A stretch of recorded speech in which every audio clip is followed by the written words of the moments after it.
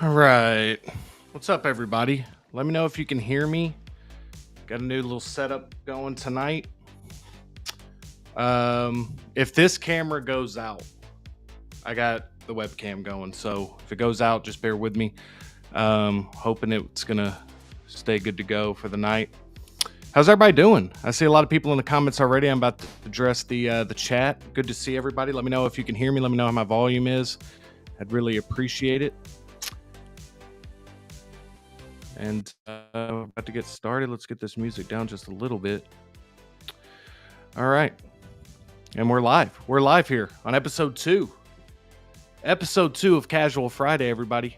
How's everybody's Friday going, man? I love a good Friday. I want to know how everybody's doing. Would really like to let's see who we got. Let's just say what's up to everybody. Let's say what's up to everybody. We got Austin Nicholas. He says, hey, Justin, driving through Texas right now. Can't stay. Wanted to at least drop in. Austin, I appreciate you even showing up for a second, man. I really do. Really do appreciate that. Thank you for stopping in and saying hello. Really do appreciate that, man. Hope you drive safe, man. Drive safe. We got Christian Crosshair Cooper, and that's not just me talking. That's his actual name now. Legally changed it from what I understand. Christian, did you have trouble with that, or is that legal change, or is that just, is that like a call sign? I mean, what is that? Let me know. But I like it. I like it a lot. Christian saying what's up to Austin. We got the movie canon in the building. Geo, he says hello, driving. He's in that California traffic. Hey, man, the fact that you're in traffic and you decided to drop in to Casual Friday episode 2 to say what's up means the absolute world to me. Please be careful in that traffic. Would love to have you in the chat if you once you get out of the traffic. We're going to be talking a little bit about The Matrix 25th. I know you're a big fan, so definitely want to hear your thoughts on that. We got Mike Dememe in the building. He's saying what up, Mike Dememe. Really glad to have you here. Thank you for being here. Means a lot. We got Toy Collector in the building. Happy Friday from Toy Collector. How's it going? Happy Friday to you as well. Thank you for being here.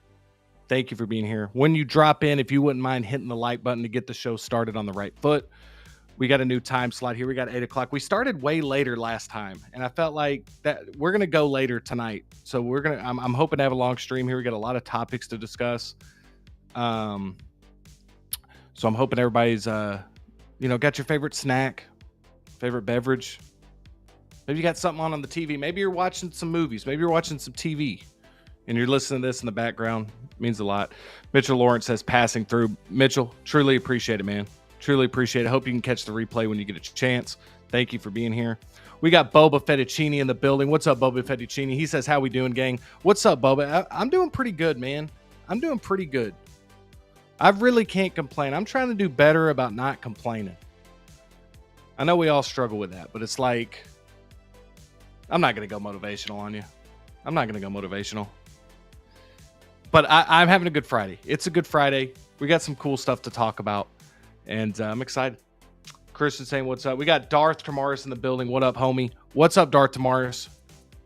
Really appreciate you dropping by. Man, I'm going to check out your new video. I know Darth Tamaris just uploaded. Now, Darth, forgive me, because sometimes, dude, they'll throw up a video for me, and it's from like 7 months ago. So if this isn't new, I apologize. But I think he's got a new video up talking about like, I think the thumbnail was like the issues with hot toy collecting or something like that. I'm going to check that out, man. And I love how you're putting out some content, putting out some videos, man. You're always active in the chat. Truly appreciate you being here. Has everybody... We're just going to start off the show just, because again, it's called Casual Friday. We're just going to start off by chatting, man. So let me know what everybody's watching this weekend. I put a poll up on YouTube community. I'm going to settle in myself. I'm going to settle in, man. Get the back kind of relaxed a little bit here. What was I saying? What's everybody watching this weekend? This is a pretty good weekend. Pretty good weekend. We got The Penguin premiering this week at episode 1. We have Agatha All Along premiering the first 2 episodes. even though like a lot of critics have already seen the first 4 episodes, I'll be honest with you, man, I'm sick of that. Now, granted, if I got an opportunity to watch the first 4 episodes, I would do it as well. So, I mean, I'm jealous. But yeah, man, they see the first 4 episodes, so it's like, we're gonna talk about the first episode. Like, I've watched the first episode, and depending on what the chat wants to talk about, because we got some Hot Toys announcements, we got the Matrix 25th anniversary, we got all kinds of Batman stuff going on, we got David from the Lost Boys Sideshow, and dude, that's all I could fit on the thumbnail. Did y'all know that the Transformers and G.I. Joe are gonna like do a crossover film? Anybody hear about this? Now, before you say like, "Oh man, Transformers," listen, man, I'm not gonna apologize for it. I love the Michael Bay Transformers movies, not all of them, but I'll stand by that. The first Transformers movie is absolute peak cinema. I don't know, man. I'm a fan. We got Christian Cooper saying, watching Penguin this weekend, so hyped. Yeah, Christian, so just so everybody knows, absolutely no spoilers at all. I'm literally going to tell you my thoughts on it. No spoilers, so don't worry if you're watching and you want to check out the show. We're not for a super long time, but I still want to talk about it with everybody to kind of see what everybody's initial thoughts are on that. That'd be cool. Christian said, probably going to watch Agatha too, not expecting much. That's me as well. I'm not expecting much either. I'll kind of talk about my thoughts on the first episode. There's something in the first episode that I absolutely love that I am excited to talk about, and we're also going to talk about potential Hot Toys figures from this show. Because I'm going to be honest with you, man, I like the costume design. I like the vibe. The show, we can kind of get into it here in a little bit. We will. But I will say the first episode had some problems, but it was better than I thought it was going to be. I'm going to be totally real with you. It was better than I thought it was going to be. I'm at least going to watch the second episode. It's a show that I felt like if I was behind on, like if the whole season was already out, it'd be tough for me to get caught up. But since I'm watching it as it's coming out, it's a little easier. Toy Collector says, got to start Agatha this weekend. Thoughts on Rings of Power Season 2? Need to start that one too. I don't watch Rings of Power. Let me know if I need to, Toy Collector. I don't watch that. I'm not saying I loved the Lord of the Rings movies. I went and saw all the Lord of the Rings. I went and saw the Hobbit movies. I'm not even going to lie to you. I didn't read the books. I really didn't. I know that it's Tolkien. I know that it's just great writing. Just haven't done it. But let me know if I should watch that. Are we talking Agatha? We are, Brick, here pretty soon. And if you haven't watched it, Brick, there's not going to be any spoilers. No spoilers.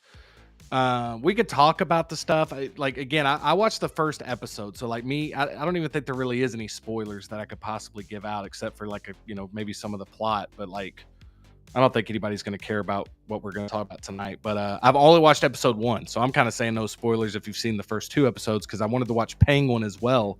We're also going to be talking about the Penguin. Christian said, I liked WandaVision. Man, that's what's so wild about all this Marvel stuff is, we got WandaVision, and I remember when WandaVision got announced for Disney Plus, it was like, everybody was like, oh, man, this is awesome. Like, this is awesome. We're finally, like, we're getting Disney, like, we're getting Marvel on our TV. Because, like, this was different than, Agents of S.H.I.E.L.D. and Agent Carter. Like, because that was on ABC. That was, like, syndicated. That was, like, that 30-minute to an hour show. It had, like, a ton of commercials. It felt like television. You know what I mean? So I think when WandaVision came out, everybody was like, oh, dude, this is going to be like Marvel movies on the small screen. And I feel like most people really dug WandaVision. I will say the problem that Marvel ran into, and we're going to talk a little bit about this with this Agatha All Along talk, is like, when you went and saw Doctor Strange Multiverse of Madness, if you didn't watch WandaVision, you had no idea what was going on in that movie. Like, last time you saw Wanda, like, and then you see her in this, you're like, what the hell's going on? Honey, what's happening? What's Wanda doing fighting Doctor Strange? What's Wanda fighting Benedict Cumberbatch, babe? I want to go home. What is this? That's kind of how it was. Had no idea what the hell was going on. But I think they need to keep it like and this is what we're going to talk about with Agatha, is like, I think they're starting it off right I feel like they're kind of just putting you into something and kind of like I liked how they didn't waste a whole lot of time getting you into it. They assume you have some knowledge of it, but you're not completely lost like when you start the show, like you were like with Doctor Strange. So I feel like the TV and movie mixture is odd because it's like you already have to commit to watching all these movies, which is cool. We love this stuff. We love Marvel. But like now you got to watch television. And so for like casual fans and people that just want to kind of keep up with the Avengers stuff, like it's just getting kind of convoluted. So hopefully they get back to just really good stories. And we'll see. Brick says, I'm meaning to watch WandaVision was fire. I know you're a big fan of that WandaVision, Brick. I know you love that figure as well. That WandaVision Hot Toys. Movie Kenneth says, watched both Agatha. It's one of those days, man. We're already going to start off with not being able to talk on a Friday, huh? Sorry about that, Gio. Movie Kenneth says, watched both Agatha episodes. There we go. Not bad. I'll continue watching. That's how I felt after episode 1. And the bar was so low. Like, that's where I am with Marvel. Like, Marvel has to impress. Like, Marvel doesn't have to do shit. Like, Marvel's going to be Marvel. Like, they don't need me. But all I'm saying is like, they've got to win me back. And Deadpool and Wolverine, it's a good start. I liked Loki. Didn't love it. Liked it. Loved some aspects of it. We'll see what not Winter Soldier. We'll see what the new Captain America Brave New World is going to be about. I don't know about that one, you guys. I want Anthony Mackie to like have a big hit, man, because I love Anthony Mackie. But that movie looks a little rough on the trailer. The trailer's cut really well, but I feel like they're showing so much of it, and that's never a good sign. If they're just showing you everything, I just feel like that's not a good sign. Christian Cooper says, Moon Knight was probably one of my favorite MCU shows. Not going to lie. I loved Moon Knight, dude. You know what was so cool about Moonlight? Oh, my God. Moonlight. That's a great movie. But listen. Well, it won the Oscar. Has to be great. But Moon Knight was fantastic. I loved Moon Knight. And it's because it felt like it wasn't Marvel. As weird as that sounds, like it felt like it was its own thing. It almost felt like this whole new deal, and it felt fresh. And plus, Oscar Isaac, Ethan Hawke, the guys who directed a lot of that show did a lot of great stuff as well with like indie movies, I'm pretty sure. So just really good. I really liked it, man. I really did. I'm not gonna say it was perfect, but I enjoyed it. I tell you what I really loved was Werewolf by Night. Drop me a comment below. Who liked Werewolf by Night, man? Because I dug that. That's what I want more of on Disney Plus for Marvel, dude. Like just these one-off shows, man. That's what I want. The movie canon says the Penguin is top quality so far, dude. If I mess up again, I'm retiring. My gosh. Let me get focused here. Let me get focused. I'm a little nervous. I got the nervous energy, man. Got a new, trying the new camera. Well, it's not a new camera, but I'm trying to stream with it, so hopefully it doesn't shut down. The Penguin is top quality so far. I have thoughts on the Penguin. We're about to jump into it. I'm not going to say I disagree. Rick Artemis is saying, hey, what's up to everybody? The movie canon says, I'll catch the replay. Justin, about to enter a horror con. Gonna try to get Nick Castle's autograph tonight. Evil ends tonight. Hey, man. Tell him I said hello. Evil dies tonight. Halloween Kills, super underrated. I like the David Gordon Green trilogy, man. I'm just gonna tell you, I like it. Thank you so much for being here, man. Have a fun time at the horror con. Thanks for even showing up at all if you got that plan, man. That means a lot. So thank you, Gio. Evil Sneaker in the building, ladies and gentlemen. Steve is in the building. Check out his latest stream of Hello There, where he talked about Batman. We're going to talk about that as well. He says, just finished the Penguin episode. The show is damn good.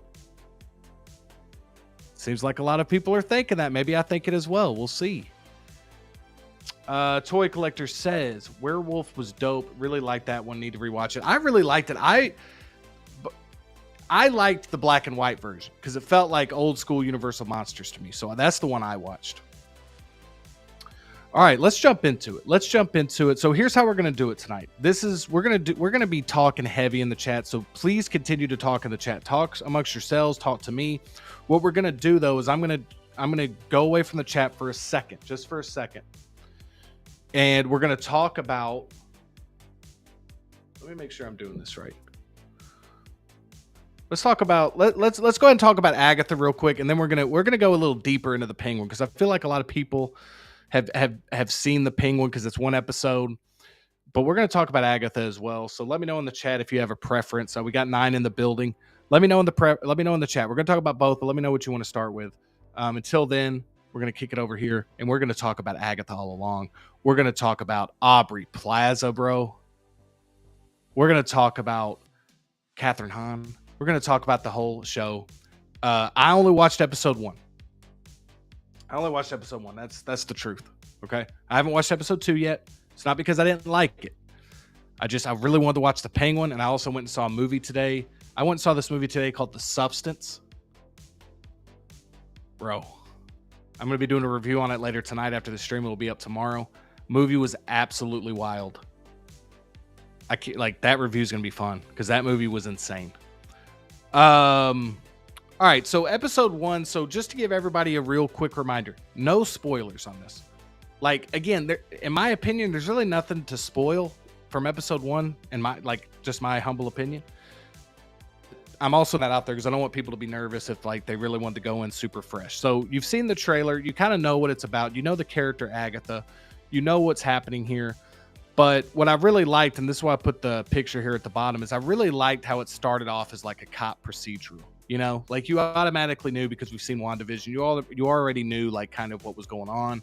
You kind of knew she's not really supposed to be here. You kind of got that feeling, but it was still fun to kind of see her chew the scenery a little bit. She was playing pretty it reminded me a lot of Sandra Bullock from Miss Congeniality.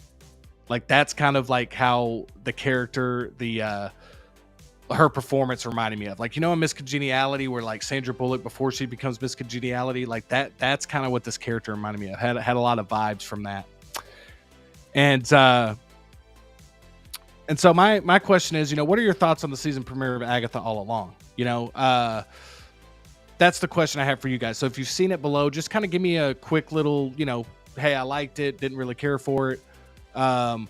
Really want to hear from you guys in the chat on what you thought about it. If you haven't watched it, are you planning on seeing it? I know me and Christian have already talked about it. I think a lot of people are checking it out of curiosity, but maybe they're not super hyped for it. And I feel like this show is coming with very little hype, which I think is a good thing, because I actually think it might surprise us a little bit. Because I'll be honest with you, the first episode, the stuff that really worked for me was when it focused on, anytime Aubrey Plaza was in it, I was really involved. I thought that she was great. I loved her character in this. I believe she plays a character called I don't know if they gave this away in the show or not, because I'm just having trouble remembering, but it's Blackheart or something like that. Anyway, long story short, this has a lot of witch coven vibes to it. This has a lot of that feel to it, where WandaVision was more it kind of went to sitcoms, and it kind of went to all these different things, and it kind of was about Wanda and Vision's romantic relationship, all that stuff. This feels really there's gonna be a lot of witches. I don't know if everybody watched American Horror Story Coven, not that this is anything like that, but it gives off that vibe of the characters, and there's other stuff going on. And again, I haven't seen episode 2, so maybe they fleshed that out a little bit more. But I thought the first episode was okay. I didn't think it was great. I didn't love it. But I also thought it was good enough to where I'm going to watch episode 2. Now, we're about to talk about another show that I dug a little bit more, and we're going to talk about that a little bit more in depth, because I feel like even if you haven't seen The Penguin yet, you know the character, you know the movie, you know what you can expect. This, I do like kind of the direction they're going with it. I do like the visuals. I think that there's a lot of good stuff going on here. And I think Aubrey Plaza steals the show in every scene she's in. I really like her character. I want a figure of this character already. I think it's I'm interested to see where episode 2 goes. So I'm gonna stay with it, and I'm gonna report back, kind of let y'all know. We'll continue to talk about it throughout the weeks if it's something that we're enjoying. And but yeah, I liked it. So I didn't think it was great though, but it was better than I thought it was going to be. But the bar was really, really low. I was not expecting hardly anything. I thought they kind of got some of the comedy stuff right. I thought that the casting, like I said, Aubrey Plaza being cast in it's really good. I just think that it had a lot of. It felt like a confident show. It didn't feel like some of this other Marvel stuff where like you kind of watch it and you're like, do they even kind of know what they're doing with this? Like, are they kind of just kind of telling a story? Like, this feels like there's a story to tell. They feel like they're going to have fun with it. They feel like they got this like new sandbox that they can play in. And I like that, man. I feel like Marvel needs that. You know what I mean? Like, I feel like Marvel needs to get away a little bit. Now, look, we're all going to be all excited for, Doomsday, all this Doctor Doom, Fantastic Four, like multiverse, whatever they decide to do with all that, right? We're going to be super hyped.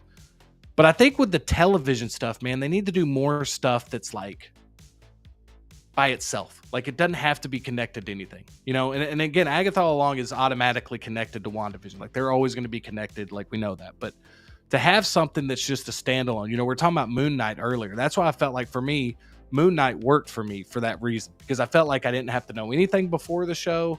I didn't have to really follow anything after, and I really enjoyed it. I really thought Moon Knight was good.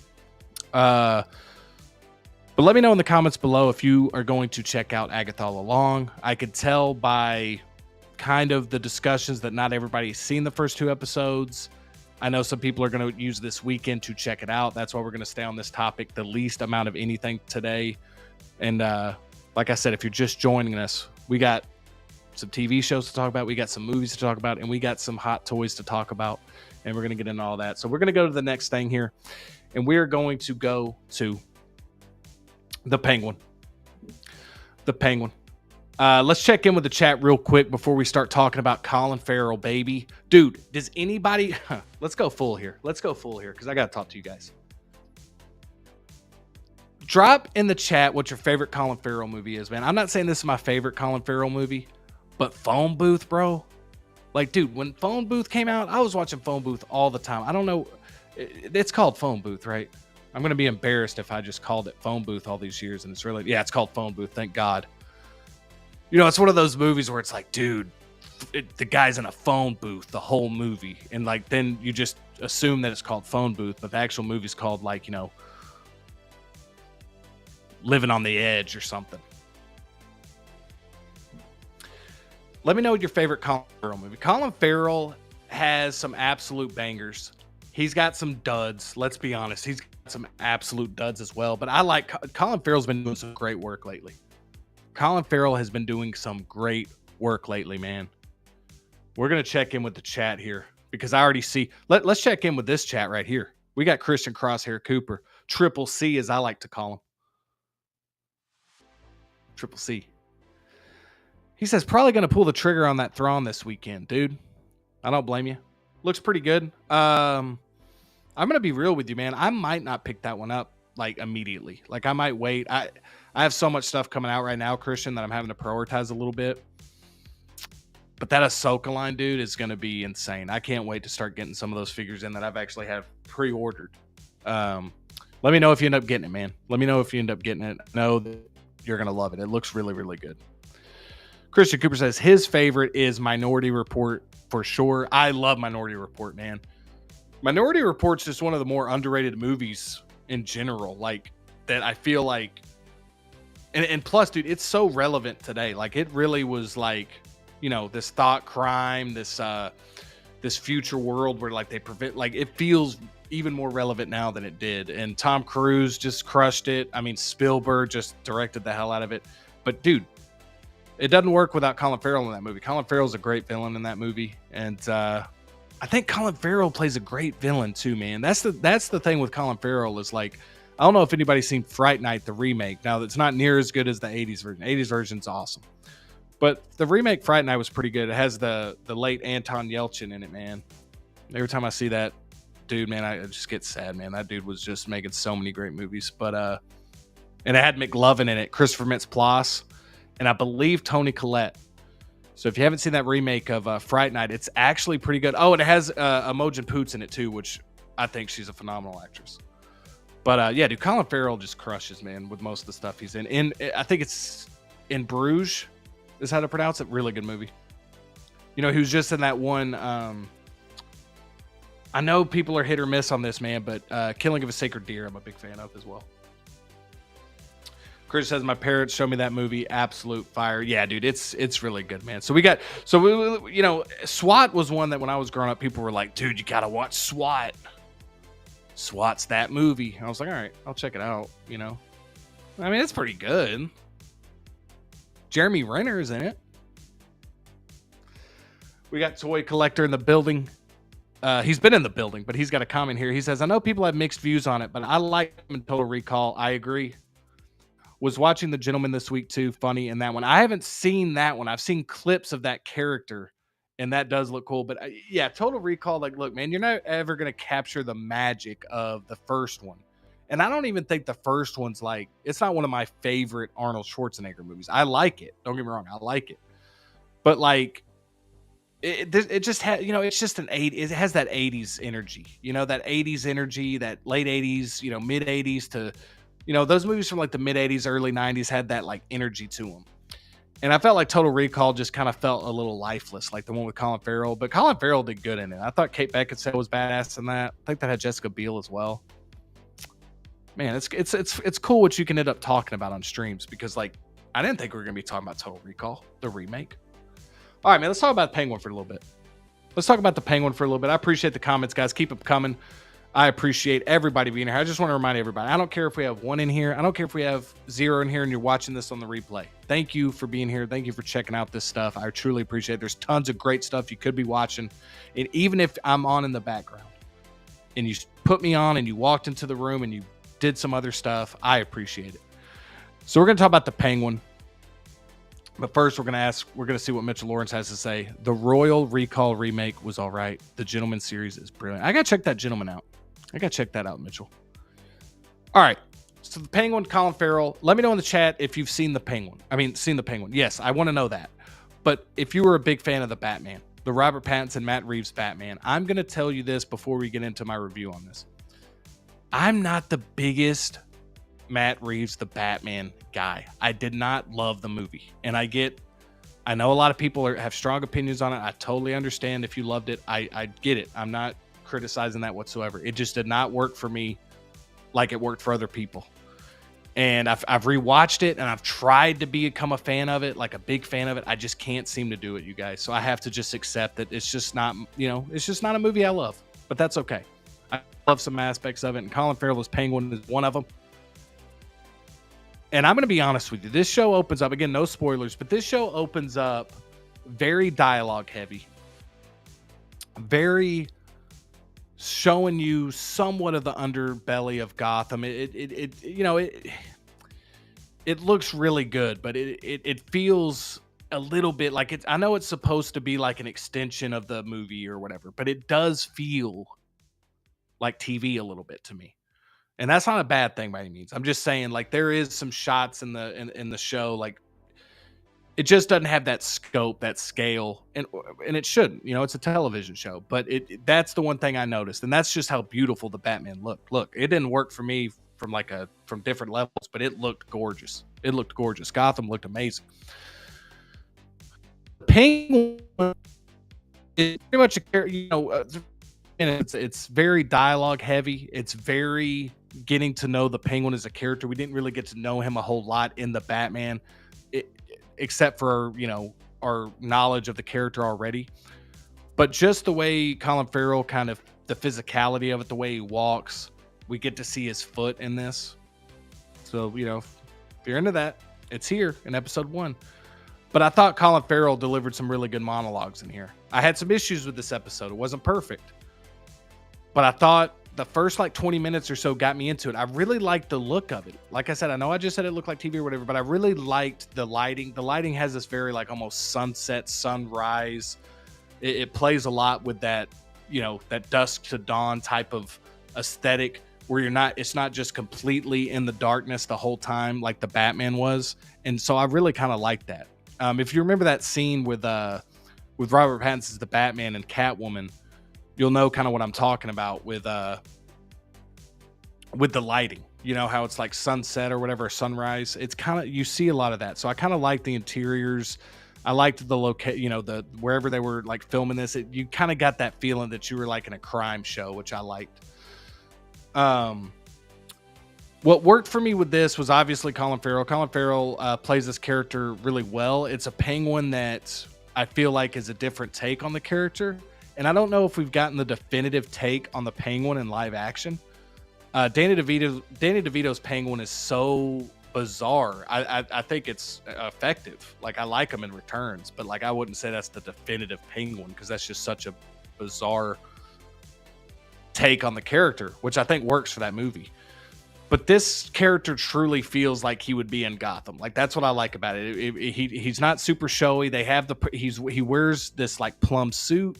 You know, he's not walking around with a monocle and an umbrella poking people's eyes out. You know, he's a crime boss. You know, he's doing that stuff. And I won't go into the stuff that happens in the show, but they introduce a character. And I got to find out her name. Let me know in the comments below if you know the name of this actress. But she was on like she ended up being on like How I Met Your Mother and stuff. And I just, for the life of me, I can't remember her name. She was in that movie with Andy Samberg. She was in that great episode of Black Mirror. It's like Natasha something. I'll figure it out. I'll look it up right now, actually. But she was fantastic in it. When she got introduced in the show, the body. All right. When she got introduced in the show as Sophia Falcone, I thought the show went to like a different level. Whereas before, it was kind of like a character study on the Penguin. The Penguin kind of I won't tell you how, but he meets this young kid, and he ends up I won't say taking him under his wing, no pun intended, the Penguin. But there's that going on, and then this Falcone's daughter comes in and just alludes to her being kind of crazy. And I thought that just the acting she did with her eyes and the way she kind of moves around the scene, like there's a really good scene in here where like they're having dinner together and it's kind of like a back and forth trying to get information. I thought was really, really strong. I thought that the show got really good when that was introduced. So we're going to kick it over to the chat. Toy Collector says, don't have HBO, may need to get it just for the show. Love the Batman in that style. Yeah, if you love the Batman, you're really going to enjoy this. You're really going to enjoy it. Mitchell Lawrence says, I haven't watched it yet, but I've been hearing good things about this Penguin. Yeah, same here, Mitchell. Like I've watched it, but it seems like the general consensus is that like people at least enjoy it. I don't think people are hating on it too much, which is good. We got Collector Joey in the building, everybody. Collector Joey is in the building. He says fire show with 18 exclamation points. You love to see it. Thank you so much, Joey, for being here, man. Can't thank you enough. Thanks for dropping in, commenting. Hopefully I got your comment in here. But truly appreciate it, man. Like I've said, anybody that decides to drop in, say hello, man. I'm truly grateful. So thank you. So to wrap up my thoughts on the Penguin, I think it's shot really well. I think it looks really good. I think the performances are great. I am a little concerned with the character that's introduced. That's kind of like that he's kind of taken under his wing, and you know I just feel like we're getting so much of that. We're getting this like really grizzled older character. You know, whether it be it reminds me like Sicario or The Last of Us or whatever. Just all that type of story where you're getting like a younger like somebody who might be on the wrong track or like might need the help or something. And then you got like a character that's kind of a villain who like kind of like they're able to see, they're able to humanize that character through this other character. And the actor does a good job. But I am wondering where that's going to go, like in the long-term view of the story. I hope they focus more on the crime stuff and kind of like, making this have that feel to it. But again, just a small criticism, but just kind of a criticism, like, where's this going to go? Like how's that going to fit into the overall narrative? Like I said, the show is super strong when it focuses on Penguin and Falcone's daughter. I love that dynamic, and I want to see more of that. So I want to just see more of that whole Falcone family, Penguin trying to take over, the underbelly of Gotham. I just think it could work if it focuses on that. So that was my review of the Penguin. Everybody let me know in the comments below. Again, if you had to pick, I did a poll and it seems like it was pretty split down the middle. A lot of people are watching. There's people that are watching neither. There's a few people that are watching both Agatha All Along and the Penguin. And there's some people that are just watching the Penguin. So let me know in the comments below what kind of person you are. Like, are you just going to watch everything this weekend? Or are you going to try to get caught up with it? Really want to know how, I'm interested to see how popular both these shows are going to be with like the general public. Like, I'm not only for ratings, but like how it's received. I think that there's more pressure on. I don't really think there's pressure on either of these shows. I think that's what's cool about it. I think if Agatha All Along isn't any good, I don't think people are going to. They're going to just be like, yeah, that's what I figured. I think it could pleasantly surprise people. I think the Penguin. I think people are probably expecting that to be good because people attach to it. But I think if that show isn't received well, I don't think it's going to hurt like the next Batman movie or by any means. I just think it's kind of low stakes, but that sometimes that's better. We can get like an honest discussion about the show. It doesn't, and that's what I feel like with both shows. Like, I feel like they're both off to a decent start and I want to watch the next episode.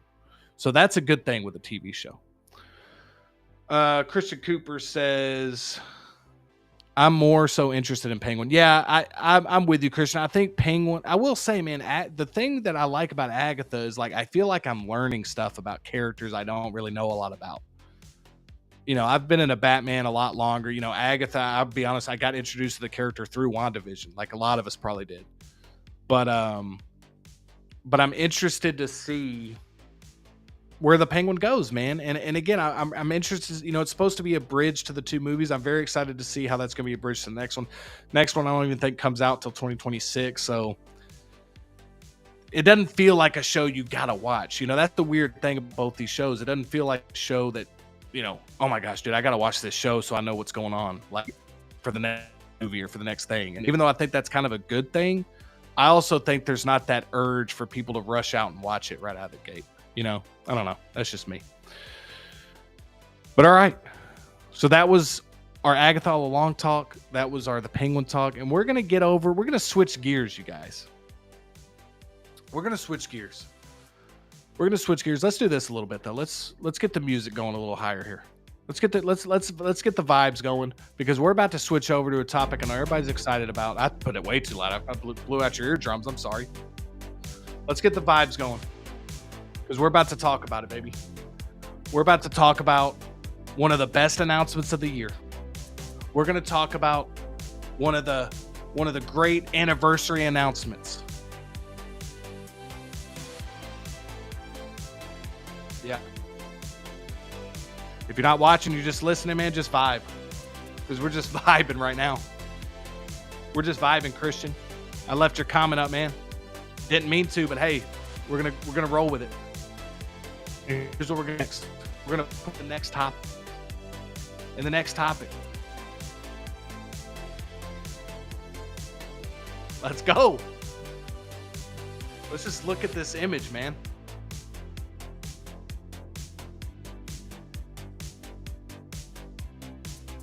We got the Batman 85th anniversary deluxe version exclusive. I mean, it just, it's like a nice, bowl of cereal before bed. Anybody else out there? It's just comfort, man.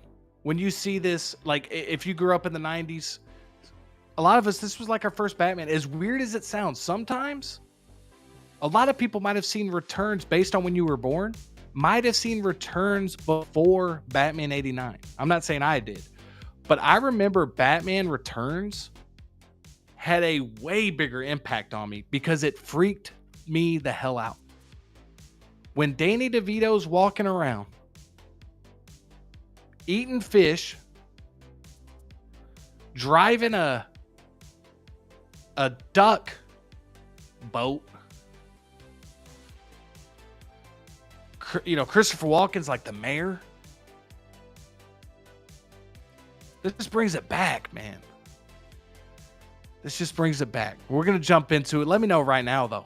Let's not go any further. Look you right in the eye. Because we got to look at each other, man. We got to look each other right in the eye. This is Casual Friday episode 2, baby. Let's keep it casual. Like, obviously, let's keep it casual. Let's relax. Let's put our feet up. It's been a long week. There's a lot of stuff to talk about. There's a lot of figures being announced, man. It can get a little stressful out there in the collecting game. You got to watch your finances out there. You got to make sure you got enough space in the old Mills bow. I know I do. But hey, guess what? We're here, man. We got 10 in the chat. Hit that like button, chat, because we're talking about this, guys. And we're just vibing to the background music, the royalty-free music, man. I've been waiting to talk about this one. I didn't put a video out because I wanted to save it for the stream. We got Christian Cooper, the GOAT, baby. Christian Cooper saying instant cop. Shout out to Joey, who's just in here. Copper drop. He's copping it. We got the legend himself, Mr. Thrawn's office, saying what up with 17 U's. 17 U's. That's about 8. But we're being dramatic. Christian Cooper. That movie always scared me as a kid. Christian, let me tell you something. Scares me now.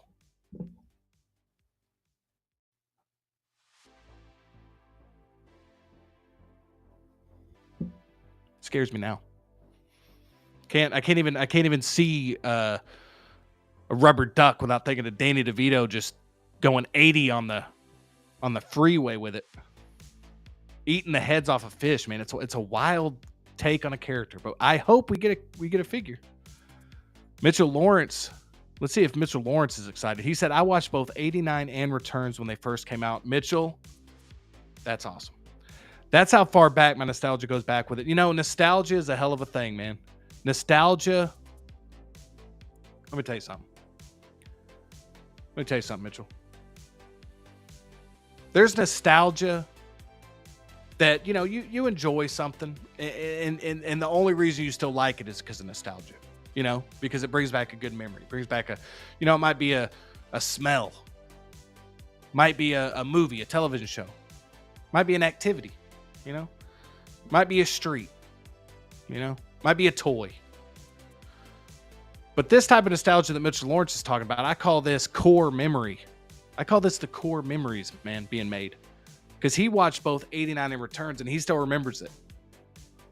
That's how far back his nostalgia goes back with it. So what Mitchell's trying to say, and Mitchell, I hope I'm not speaking for you, but Mitchell's basically saying, these were 2 very important movies to me. Keaton Batman is important to me. It's not just like a cartoon I grew up watching. If I see it, I'm like, oh man, that's exciting. This is core memory stuff here.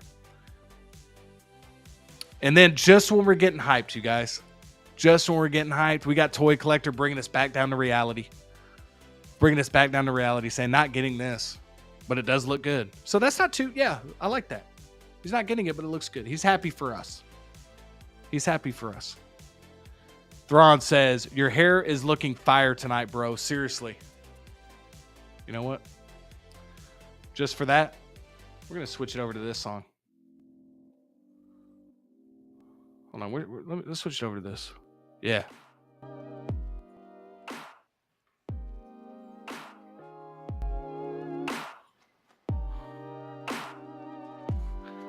I've just downloaded some new royalty-free music to use on the stream, baby. Yeah. I know you're dancing with this. This is what Casual Friday is about, baby. These type of comments, what I live for. We're not even talking about nothing right now. We're just talking about this great comment from the legend himself, Thrawn's office. Your hair is looking fire tonight, he says. He made sure to tell me, bro, seriously. So I was a little repetitive, huh? That's all right. All right, before we lose everybody, chat dropping like flies. Somebody randomly just jumped in. Hey, this looks kind of interesting. Casual Friday. Talking about some toys and some movies and stuff. Let's see what it's got. Oh, royalty-free music. See, this is what I hate about playing this royalty-free music is trying to get it back over to like the background stuff. Let's just pause the music. Let's switch it back over. All right. Let's talk some figures. But first, thank you, man. Let's fire out to that song for you, Thon. I appreciate it. Brick Artemis says instant purchase, and he's not talking about the product that I use for my hair. He's talking about this. Returns, baby. I have to look through all the pictures, guys. I want to put the whole thing out there for you. I want to paint a picture right here. Christian Cooper says, my first Batman I watched was Batman Begins. I was 7. My God. I feel a little old, but not that old. All right. Here's what we're going to do. We're going to put the chat one last time. Keep them coming because I love the comments. But what we're going to do here is we are going to try to get this music to stop. There we go. Perfect. Now we're not going to mess with that again because that was a pain in the ass. Batman Begins, though, Christian. What a hell of a start. What a hell of a start for you, buddy. Mitchell Lawrence says, you stand correct. I have a 89 Batwing toy. Mitchell Lawrence ain't playing around when it comes to Batman, especially Keaton Batman.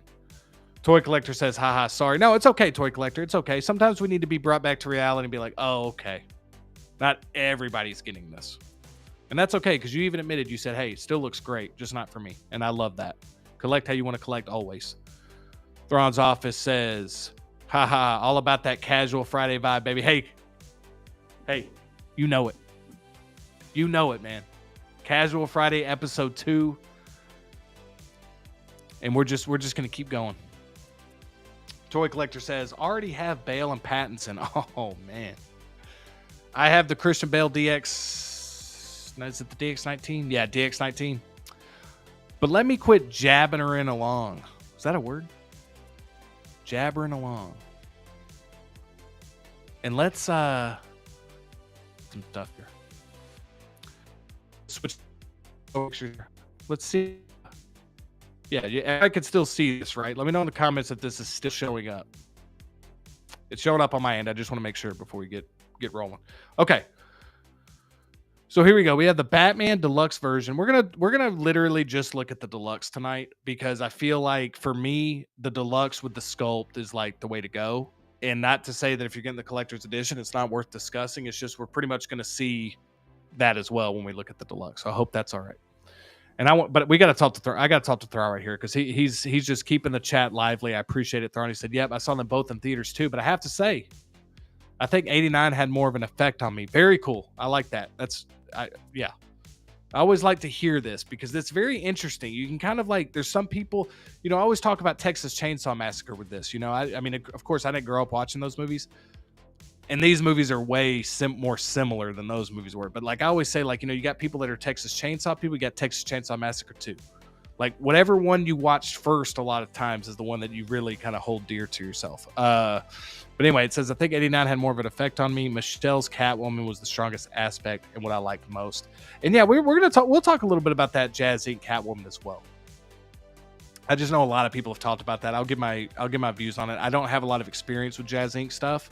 So I don't want to sound like, I have no clue, but I will just say it looks great what I've seen of that figure. And Thrawn says she was amazing, but DeVito can kill each other. I don't even want to pull up a picture of DeVito. I might get they might pull the stream, dude. I put a damn picture of Danny DeVito up here from Batman Returns. Stream down.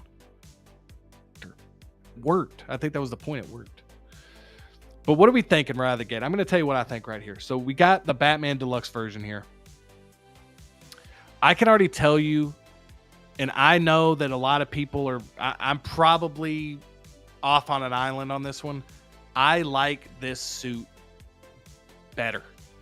And the reason being, and I'm talking about in the movie, is because I feel like this suit has a I think the Batman 89 suit is absolutely incredible. The reason I like this one is I really liked the utility of it, and I liked, like, I just felt like it felt like this there was something about this suit that felt like futuristic, but also like an homage to like the older Batman stuff. I know that sounds kind of like I'm not articulating that right, but it has just enough of the 89 suit in it, but it feels like future. Like, you know, in like Batman Begins and Dark Knight, like the two differences in suit, like the Dark Knight had a better functioning suit, but the Batman Begins suit was like a way better suit model. Like the suit and Begins is like incredible. But Dark Knight, it made sense to have him be able to turn his neck and to have that suit. With this one, I don't know, man. I just remember scenes in this movie where he's in the suit, and I just love the suit. But let's take a look at this.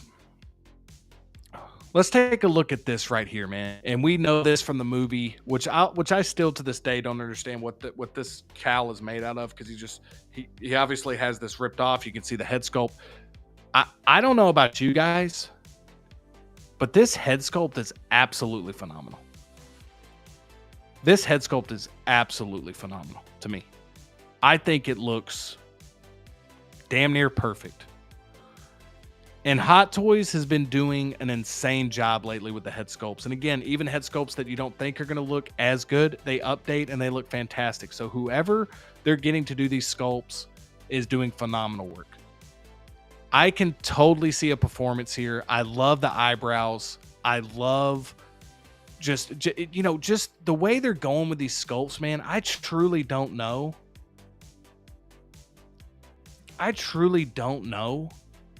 how you get much more realistic than this. Like, what's next?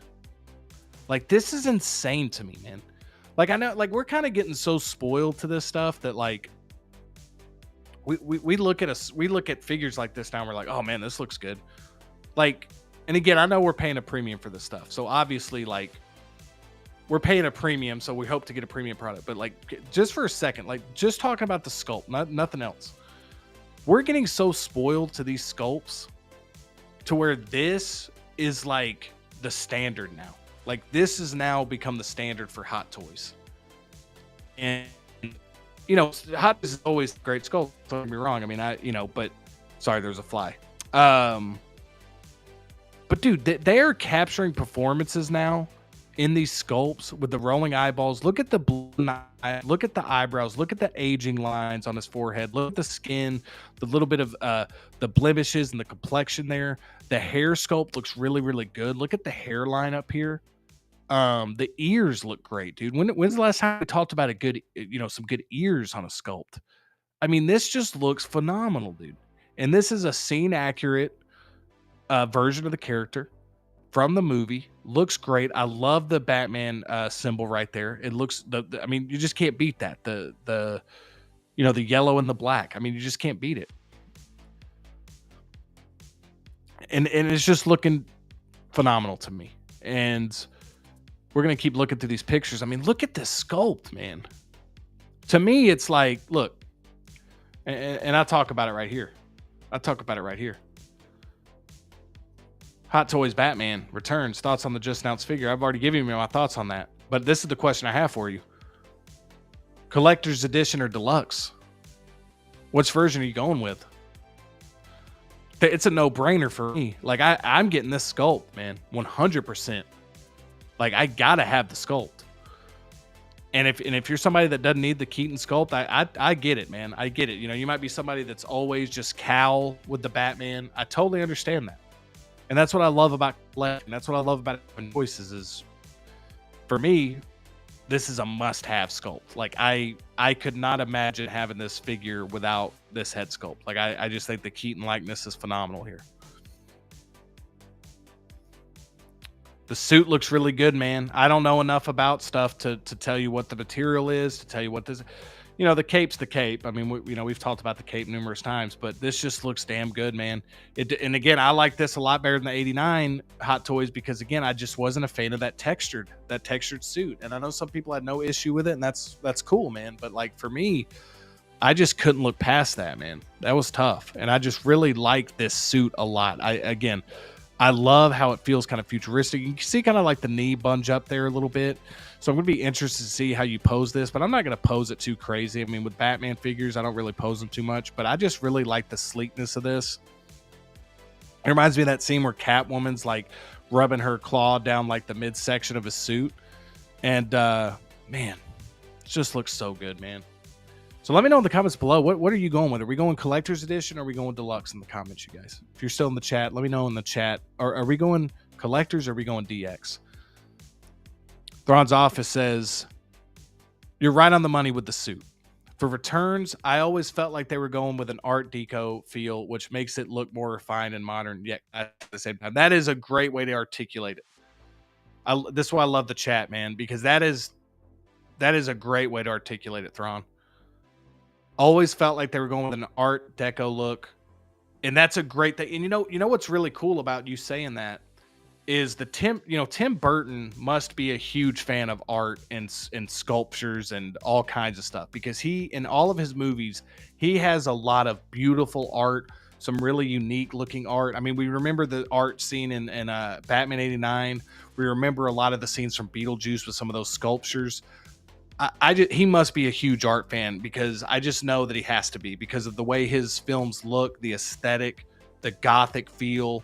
And he's also made movies that don't feel like that, but like the world he created in this movie, man, again, 89 will always be 89. It was like the first one, and at that time, nobody had seen a superhero go like that dark before, right? Like it was like, oh, superhero movies can be serious, that kind of feel.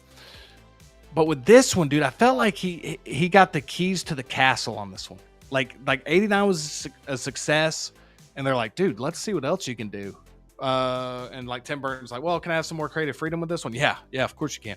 And he definitely took it, because this movie I don't think would get made today, because I feel like there'd be way too much studio interference. And I don't know the history of Batman Returns. I don't know if there was studio interference. It seems like Tim Burton got to make, for the most part, the movie he wanted to make. And this movie just has so much to love about it, man. I've always said, I'm not saying Returns is better than 9. I'm not saying that. But I like Return. I've watched Returns more. I feel like Returns is way more rewatchable for me. I just feel like you get a lot of great stuff with the Batmobile in this one. I feel like the villains in this one are just like unhinged. And as great as Jack Nicholson's Joker is, Jack Nicholson's Joker pulled every scene he was in. And I'm not saying that's a bad thing, but at times it felt like a Jack Nicholson, the Joker movie. This one truly feels like a Batman movie where Batman is put into like against some things that he doesn't fully understand. And there's like politics with it, with the Penguin and the mayor. There's the whole Catwoman storyline. The way they portrayed Michelle Pfeiffer's Catwoman is insane and awesome. And the villains in this, the different cars, the set designs, the action sequences. I love Return. And I got to Returns. I try to watch it in winter and stuff. I feel like watching. I'm like, and it just, and I have this nostalgia for it, and it's just a movie that's so bizarre and just plays by its own rules that I just love it. I just can't wait to add this to the collection. I'm excited, man. We got Mitchell Lawrence saying the unmasked portrait is cool. It would have been much cooler with battle damaged blood. I hear you on that. I personally like the clean version of the sculpt. I always wish we could get more sculpts. Like the sculpt, I would sacrifice accessories for more sculpts. And I know some people are like, well, you can only display them once. Well, I like having the ability to change them out. It's kind of like Holland Spider-Man. I've yet to put the masked head sculpt on that, because I'm just a huge fan of actor likeness. That's why I collect that's what got me into collecting hot toys and stuff anyway, because I wanted to have, like, all these other toys were good, but nothing captured the actual actor or actress. And now we get that. And I mean, just look at this. We're talking about the actor, actress, right? Let's go to this. Let's skip ahead to this. This is a toy. This is a collectible. This is a figure. Again, I know we're paying for it. I get it. But this is why you go with Hot Toys. This is why you go with these companies now that are making just incredible 6 scale. And like, look, Hot Toys, they'll come out with a gold Batman, and then they'll remind you, like, hey, just relax. We got you. We got you, 85th. This head sculpt, you guys, like, I feel like I get on here every week, and it seems like I'm this like huge, like, like every always just like, oh, that's great. But dude, literally, man, these last few announcements they've made, I feel like the sculpts are so strong. It's hard not to just say, wow. Like this, it's just gorgeous, man. Like the paint applications on the eyes, like it is just, to get Keaton, like we're still talking about Michael Keaton's Batman Returns in 2024, and we are getting a collectible today that we can put on our shelf and represent that film. Like that's just cool, man. That's why we collect, because we love the movies and we collect these. That's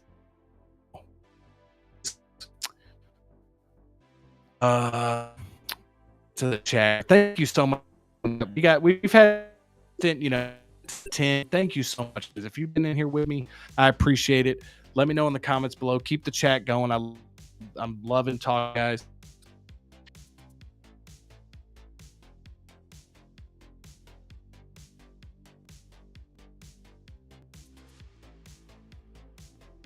All right, I don't know what that was. It said syncing. Are we still good? Let me know. I think we just lost. I think we're back. All right. He early in his career, but always struggled with the Disney stuff. But yeah, and I think that's what's cool, man. That's why his movies have stood time, man. Like they have their own feel to it, and he's unapologetic with his vision. It doesn't work all the time. We've got the temper aesthetic because now it's just it feels like, oh, this is. But at the time, man, it was a breath of fresh air. Like,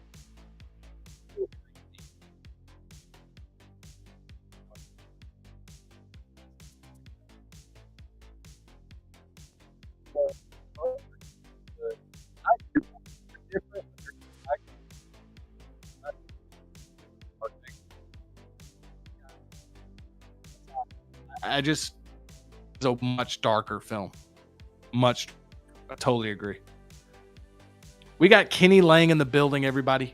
Everybody in the chat, say what's up to Kenny Lang. Thanks for being here, Kenny Lang. He says, I wish we could skip the sculpt for super price. Well, Kenny, the news is you can skip the sculpt.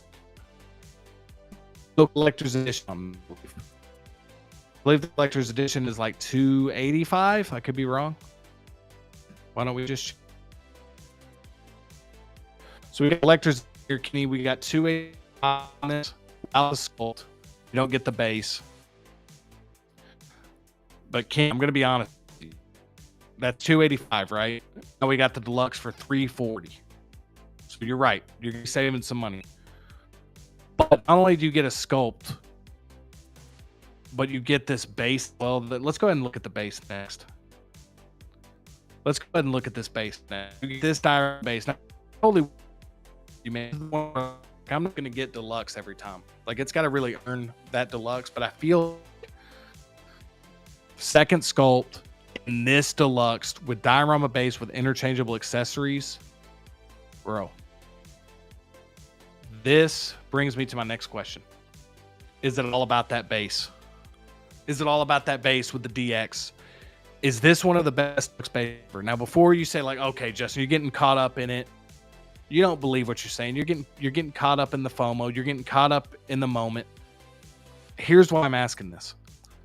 Not only is this very scene and movie specific to the base, to this character, but you have two interchangeable things that you could switch out, which I think is amazing. I love the triangular base, and I love how the backside of it is flat. I love that. As good as that 89 deluxe base is, it's massive. This is the type of deluxe base that I actually kind of like. And I know a lot of people want to get a base that's like not just to a movie, right? Like they want to have it to where they can use it for multiple things. And I totally get that. But for me, for this movie, I want this to feel like Returns. And this base right here feels like Returns and feels like one of the best bases ever. I'm saying it. I really do. I really do think this is one of the best. It's just difference. Like a lot of people think, the Sandman base from Spider-Man. I hate that base. If I'm being honest with you, it's so massive. It looks cool, but it's so massive. I can't do anything with it. This base right here brings the whole scene together. I loved. I wish that Hot Boys would go more towards like even more dioramas with their stuff. This is a film that I feel like deserves that type of treatment because of the Birdell, man. So again, maybe I'm getting too caught up in the moment. Maybe I'm getting too excited. I'm throwing out best base ever. I get it. Are you kidding me? Like this isn't even the best base of the year. But about interchangeable accessories, the way that this fits this movie with this character, I just really, really like it. I think it's one of the better bases that we've had in a long time. Just love the idea. That's just my opinion. Let me explode.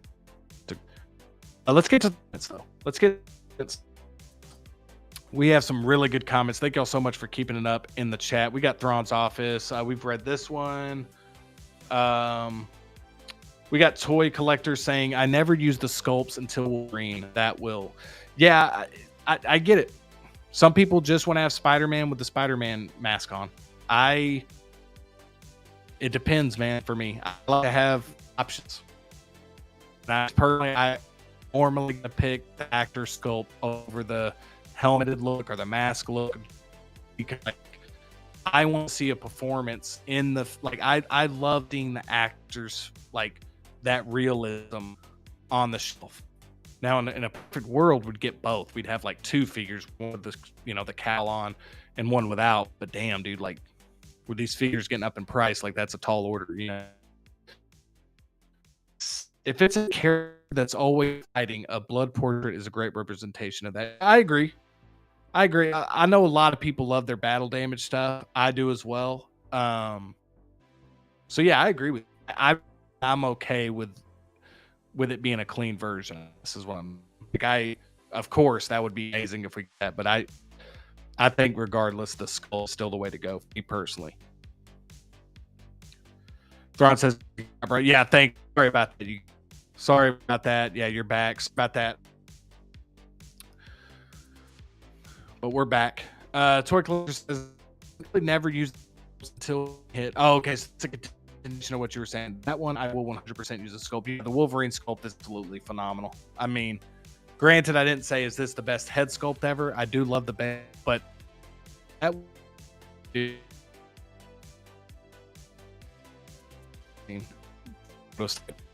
saying. Thrawn says audio is whacking out. Can anybody else confirm? Is that, I know this was from a few minutes ago, Thrawn, but if my audio is still messed up, please let me know. I will I'll try to troubleshoot it.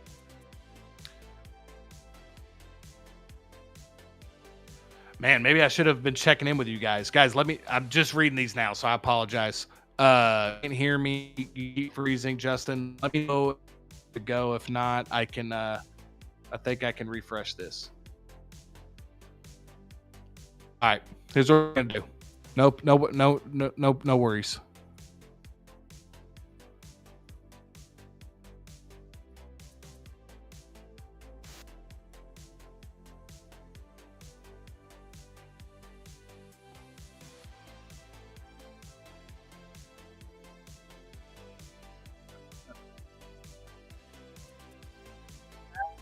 How are we doing sound-wise here?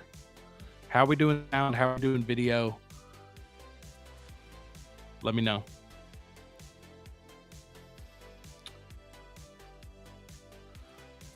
Audio, video keeps glitching, not in sync. All right, I've switched over to the old webcam, the old trusty webcam. Let me know in the comments below if you can hear me, if you can see me. I'm checking it up on my end. I can see myself. I just can't. I don't know about the audio. We were making it, doing good, man. We were doing good. And then we, it's okay. Sound. Oh, okay. Sound cutting in and out. All right, thank you guys for letting me know. Sorry about that. I had some good takes too, man. I feel like I was just talking about how much I love this base and had all these great stories, man. Now we can't share them together. So, all right, sound clear now, sound better. Thank you guys for looking out. I really appreciate it. So anyway, what I was saying about the base was this, and let me know in the comments what you think about this base. But the thing I had brought up was, is this one of the best deluxe bases ever? And before everybody goes at me and says like, dude, you're just a prisoner of the moment, man. You don't like, I get it. I'm probably hyping this up too much, but I just love the scene specificness of it. I just love the interchangeable aspects of it. And I love that a bit like some of these bases just are too much for me. So this that I can legitimately see myself like posing with this figure, and that brings this figure to life from that movie. And that, again, I know some of you guys probably like bases that you can use with multiple things. For me, just think this is one of the best Batman bases we've gotten. I love this. One of the best bases I've seen this year for me personally. I love the interchangeable aspect of it. And I love the, it just kind of seems iconic to me for this movie. But yeah, let me know in the comments below if you're a fan of this base. And again, I'm going to ask this again before we get to my final thoughts on this. Collector's Edition. So people are going with the Collector's Edition, which I was actually kind of surprised by simply because of how good the sculpt is. But I love it. I love that people have different takes on this. We're going to look at that version right here. Look at this, you guys. My God. Okay. All right, now I'm starting to see it. Now I'm starting to see why you might want to keep the old cowl on. Man, this looks good. This looks real good. Am I crazy to think that this might be the best Batman figure for a prototype stage? I mean, and again, we're talking, I know we got some good Ben Affleck ones out there. I know we got the Armory coming up, but I'm just saying, man, this figure has it all. This figure has it all for me. I mean, this looks phenomenal. This looks phenomenal. Mitchell says, it's cool. I would pose him with the Batmobile saying, Shield's nice. That'd be cool. That would be sick, Mitchell. We're going to get through the rest of these pictures here, but I mean, look at this. Look at this right here. Look at this, these wings on this cape here, man. That looks so badass, dude. Are you kidding me? Are you kidding me right now with this? Dude, this is the first time I'm seeing these pictures. I've seen the other ones we've looked at. I have not seen these yet up close like this. Like I've scrolled through this really fast when I was ready to talk. I'm just some of the deep this. And look at this. I know we got some Batmobile guys in the chat. Look at this, dude.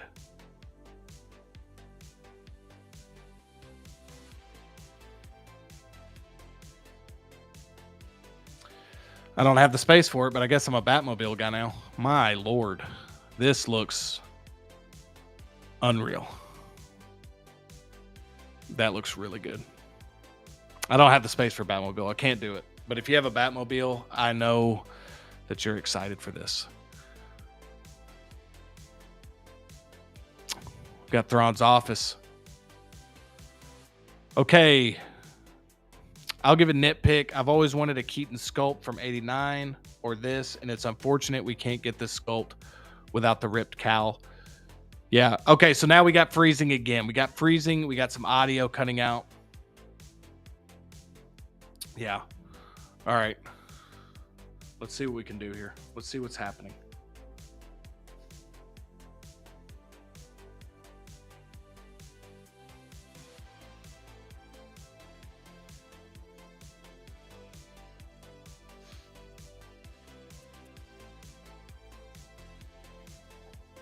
All right, if we continue to have difficulties, I will I might just have to like jump out and come back into my own stream. So if we continue to have difficulties, that's what I will do.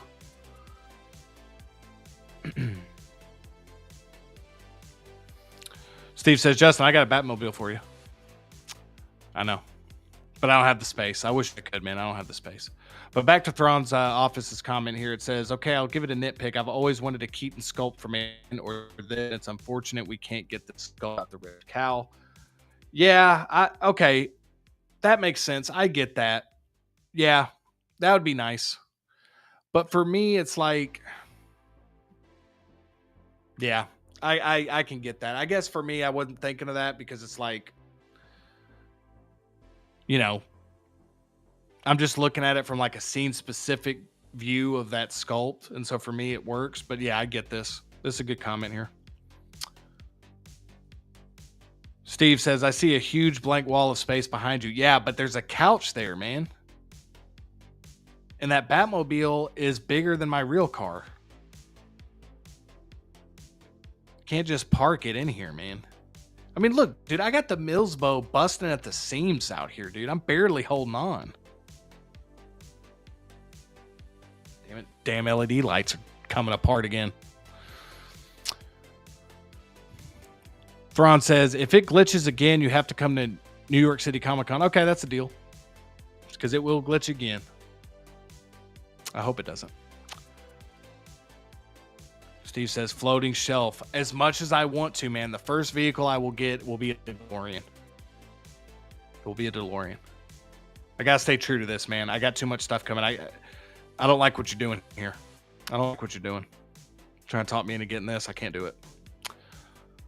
Thrawn says, I'd just like him to be able to stand there holding his cowl. Oh, yeah, okay. I see I see what you're saying. Yeah, that would be cool, too. I'd like that a lot. That kind of keeps it from a 10 out of 10 for you, I bet. I mean, look at this, man. Man. Look at him. We got a couple more pictures here, and we will be done with it. We got separate rolling eyeballs, of course. We have the separate rolling eyeballs with this sculpt. Damn, dude, this looks so damn good to me, man. This is a great look for the cowl here. Damn.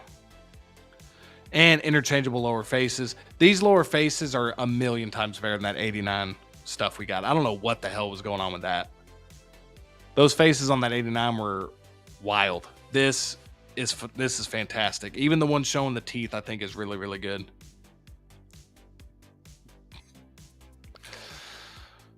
Steve said, man, imagine this with a Batmobile, Justin, would look great. I 100% agree. We're having two different conversations here. I am 100% in agreement that this Batmobile that you speak of, look, I feel like you're not understanding what I'm saying, man. Let's cut the music. Let's cut the BS for a second. I'm responding to this comment right here. I know the Batmobile is going to look amazing. I know that it's phenomenal. But I don't have the space for it. That's what I'm trying. Look at this Mills bow, man. Look at the LED lights. They're busting at the seams. I got too much going on in there. I can't even fit Avatar figures in there. Haven't been able to unbox Neytiri yet because I have nowhere to put it. And you want me to put a vehicle in here, dude? I can't do it. Thrawn says, also can't be a 10 because you'll need to upgrade the cape for a true drape cape perfection. Yeah, granted. Yeah. I'm not calling it a 10 either. That was going to come into my that was going to be at the very end of my final thoughts. And we're going to go to those right now. Steve, with this, Kenny Lang says, put it on top of your refrigerator. Ooh. Now that's not a bad idea, Kenny. That's not a bad idea at all. I think we found a new way to display. So we're gonna throw it back on to man, look at that detailed wingsuit, man. Why have a cape when you have the wingsuit? There's that base again, and we'll finish it up with here. So here's my here's what I'm gonna say about this. My final thoughts. Am I pre-ordering this? Yes, I am pre-ordering this. I'm not going to tell you I'm day one pre-ordering it, but I will pre-order it at some point. And I'm getting this figure. This is the Keaton Batman I've been wanting, and I'm excited. I'd give this announcement I'd give it a good, like, honestly, man, 9 out of 10 for me. Because again, we all know the Batman capes are rough regardless, so I'm not going to knock too many points off for that. But I think with everything you get with this, I don't think the price. I mean, the price is a little up there, but you do get a lot with it. I feel like you get a really good base. You get some cool accessories. You get the wingsuit. You get the you get the that interchangeable base. You get the head sculpt. I'm never gonna say that like 340 is good value. Like I'm just not, because as it's probably still overpriced at the end of the day. But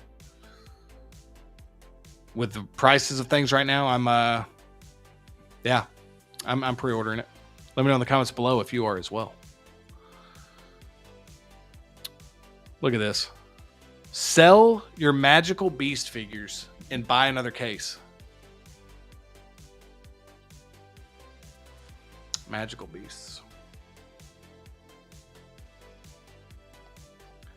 They're fantastic beasts, bro. Let's cut the damn music for a second.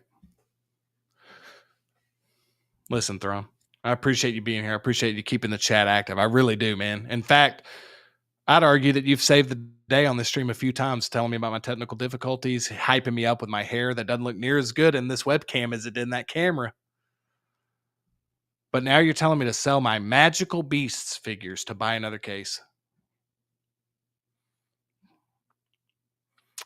The lack of respect the Harry Potter universe gets is wild to me. It's wild. But as always, I respect your opinion. We're moving on. Let's get some good vibes going, and Jedi 291 is going to make that happen. Good evening, Justin. Looks great, but I'm glad I don't collect Batman. There's just too much coming out. 110% agree. Way too much coming out. Normally, I'm the type of person that says, like, hey, there's never enough of a good thing. I don't know, man. It's testing it. My wallet is testing its limits simply because now you have to make some decisions. And but I'm feeling really good about getting this 89 Batman Keaton. I love it. It's an anniversary figure, so that's really cool too. But yeah, you're right.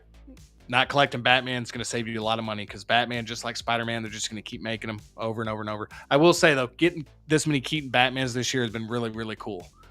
So, somebody that doesn't have one. Steve says, yes, sell Newt Salamander.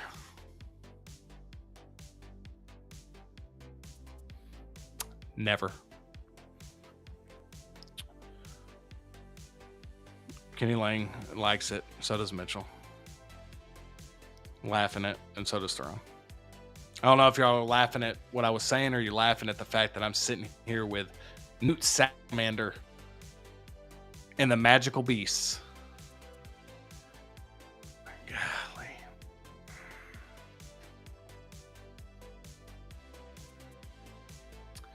Let me ask y'all this before we move on from Batman. Before we move on, who's getting this? I need to know who's getting it. You don't have to tell me your day one. You don't have to tell me your day one pre-order. Just like, who sees themselves getting this in the collection? You heard me. It's a 9 out of 10 announcement for me. It's a 9 out of 10. This is the Keaton Batman that I've been wanting, with the Michael Keaton sculpt.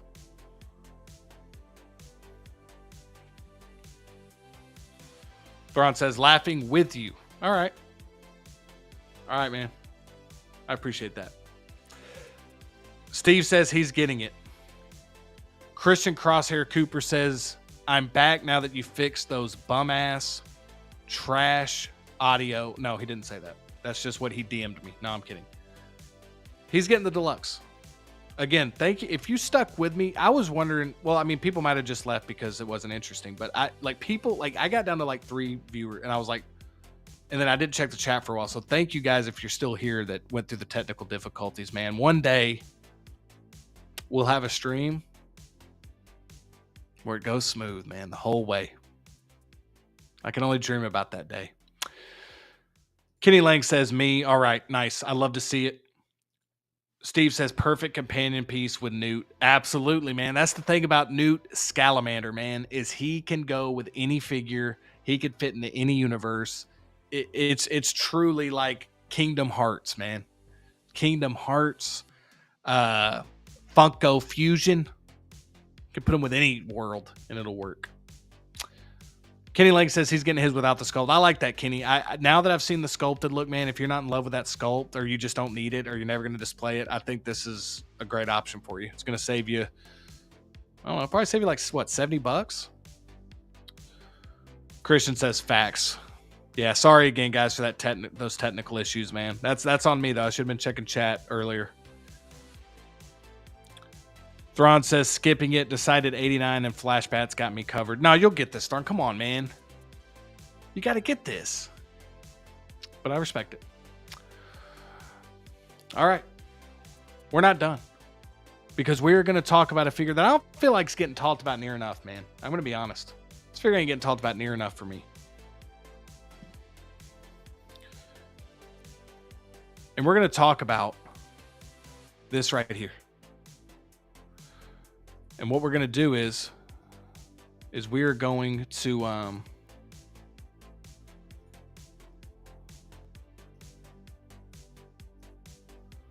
let's is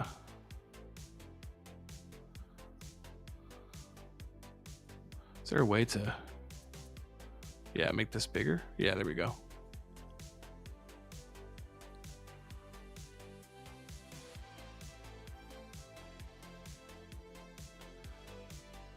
Then we're going to put, we're going to go back to me here. All right.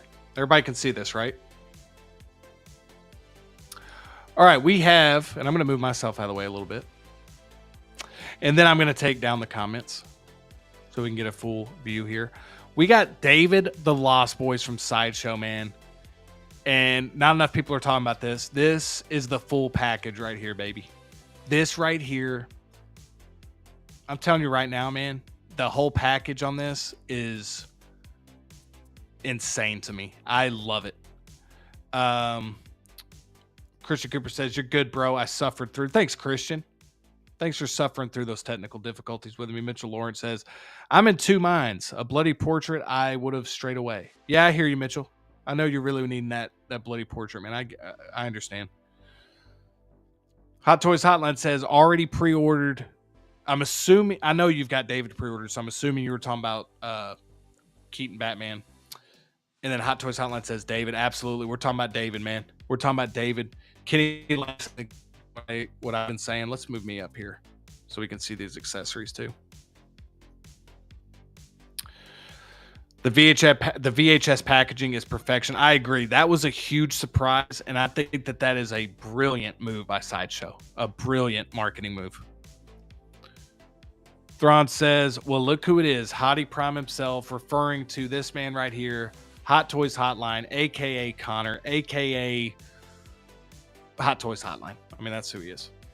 His name's Connor. His name's Hot Toys. His channel's Hot Toys Hotline. Go check him out if you want. Great channel. A buddy of mine just was on his stream, had a great time. It was, as they would say, it was a movie. Mitchell says, thou shall not kill, LOL. The Lost Boys is classic. Lost Boys is absolutely classic. Absolute classic film. Amazing film that I'm very excited that we are getting figures for, man. Toy Collector says the box art is amazing. 100% agree. I'm so glad that everybody's on board with this box art. I truly think this was a stroke of genius from Sideshow, because I think that this is just an amazing way. Like, I really want to put this box behind the figure now.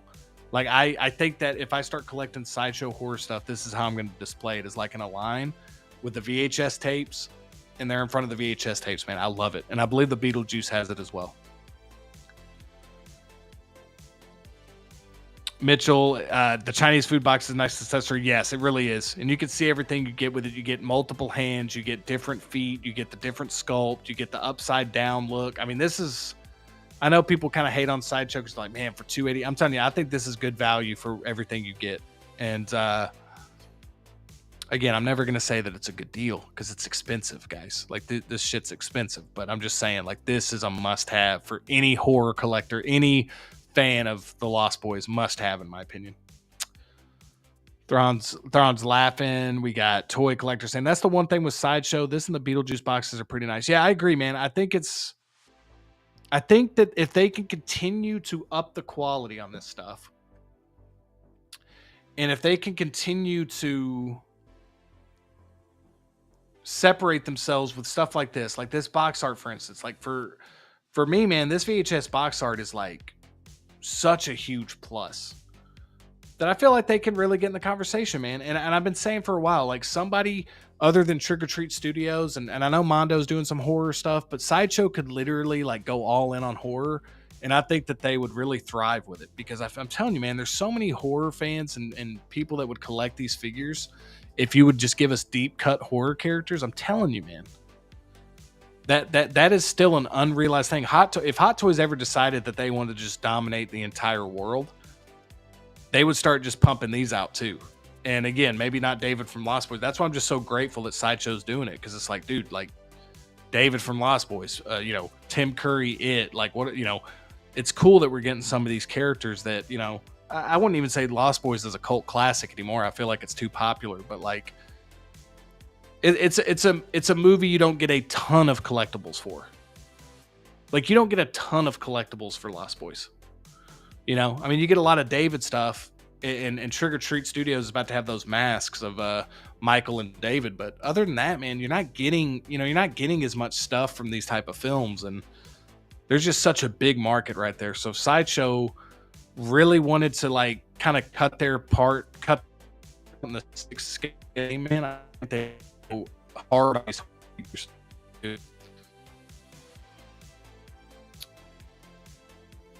Hot Toys Hotline, you're eating maggots. How do they taste? Yeah, dude. This just brings back to that whole scene, man. I mean, you get the bottle with it, you get the chopsticks, and again, I know you get like the standard base that they use all the time. I mean, I get it. I do wish they would up their game on the base a little bit, but I will say I'd rather have this base and get the VHS box art than have a diorama base.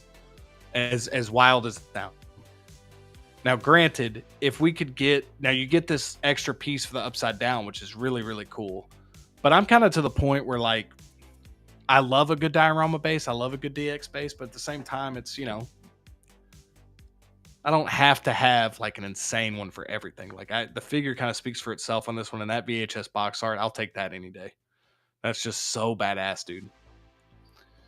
Thrawn says that maggot scene messed me up, bro. Yeah, that's surprising. What it did?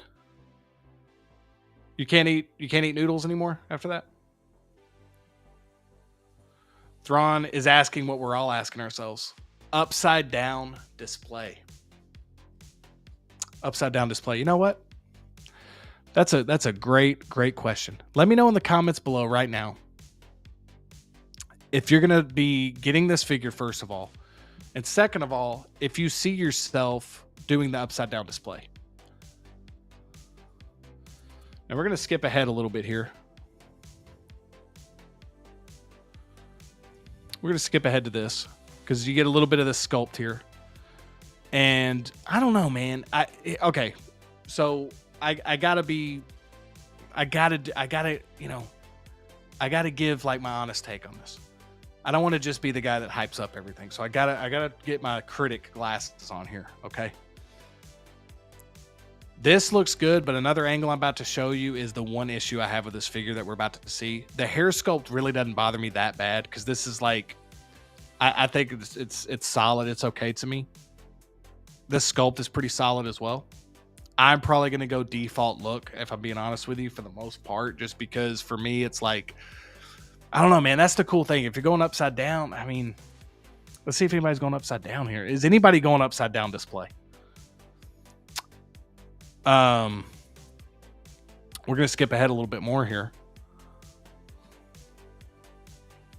All right, I got the sound off. We can let this run. Here we go.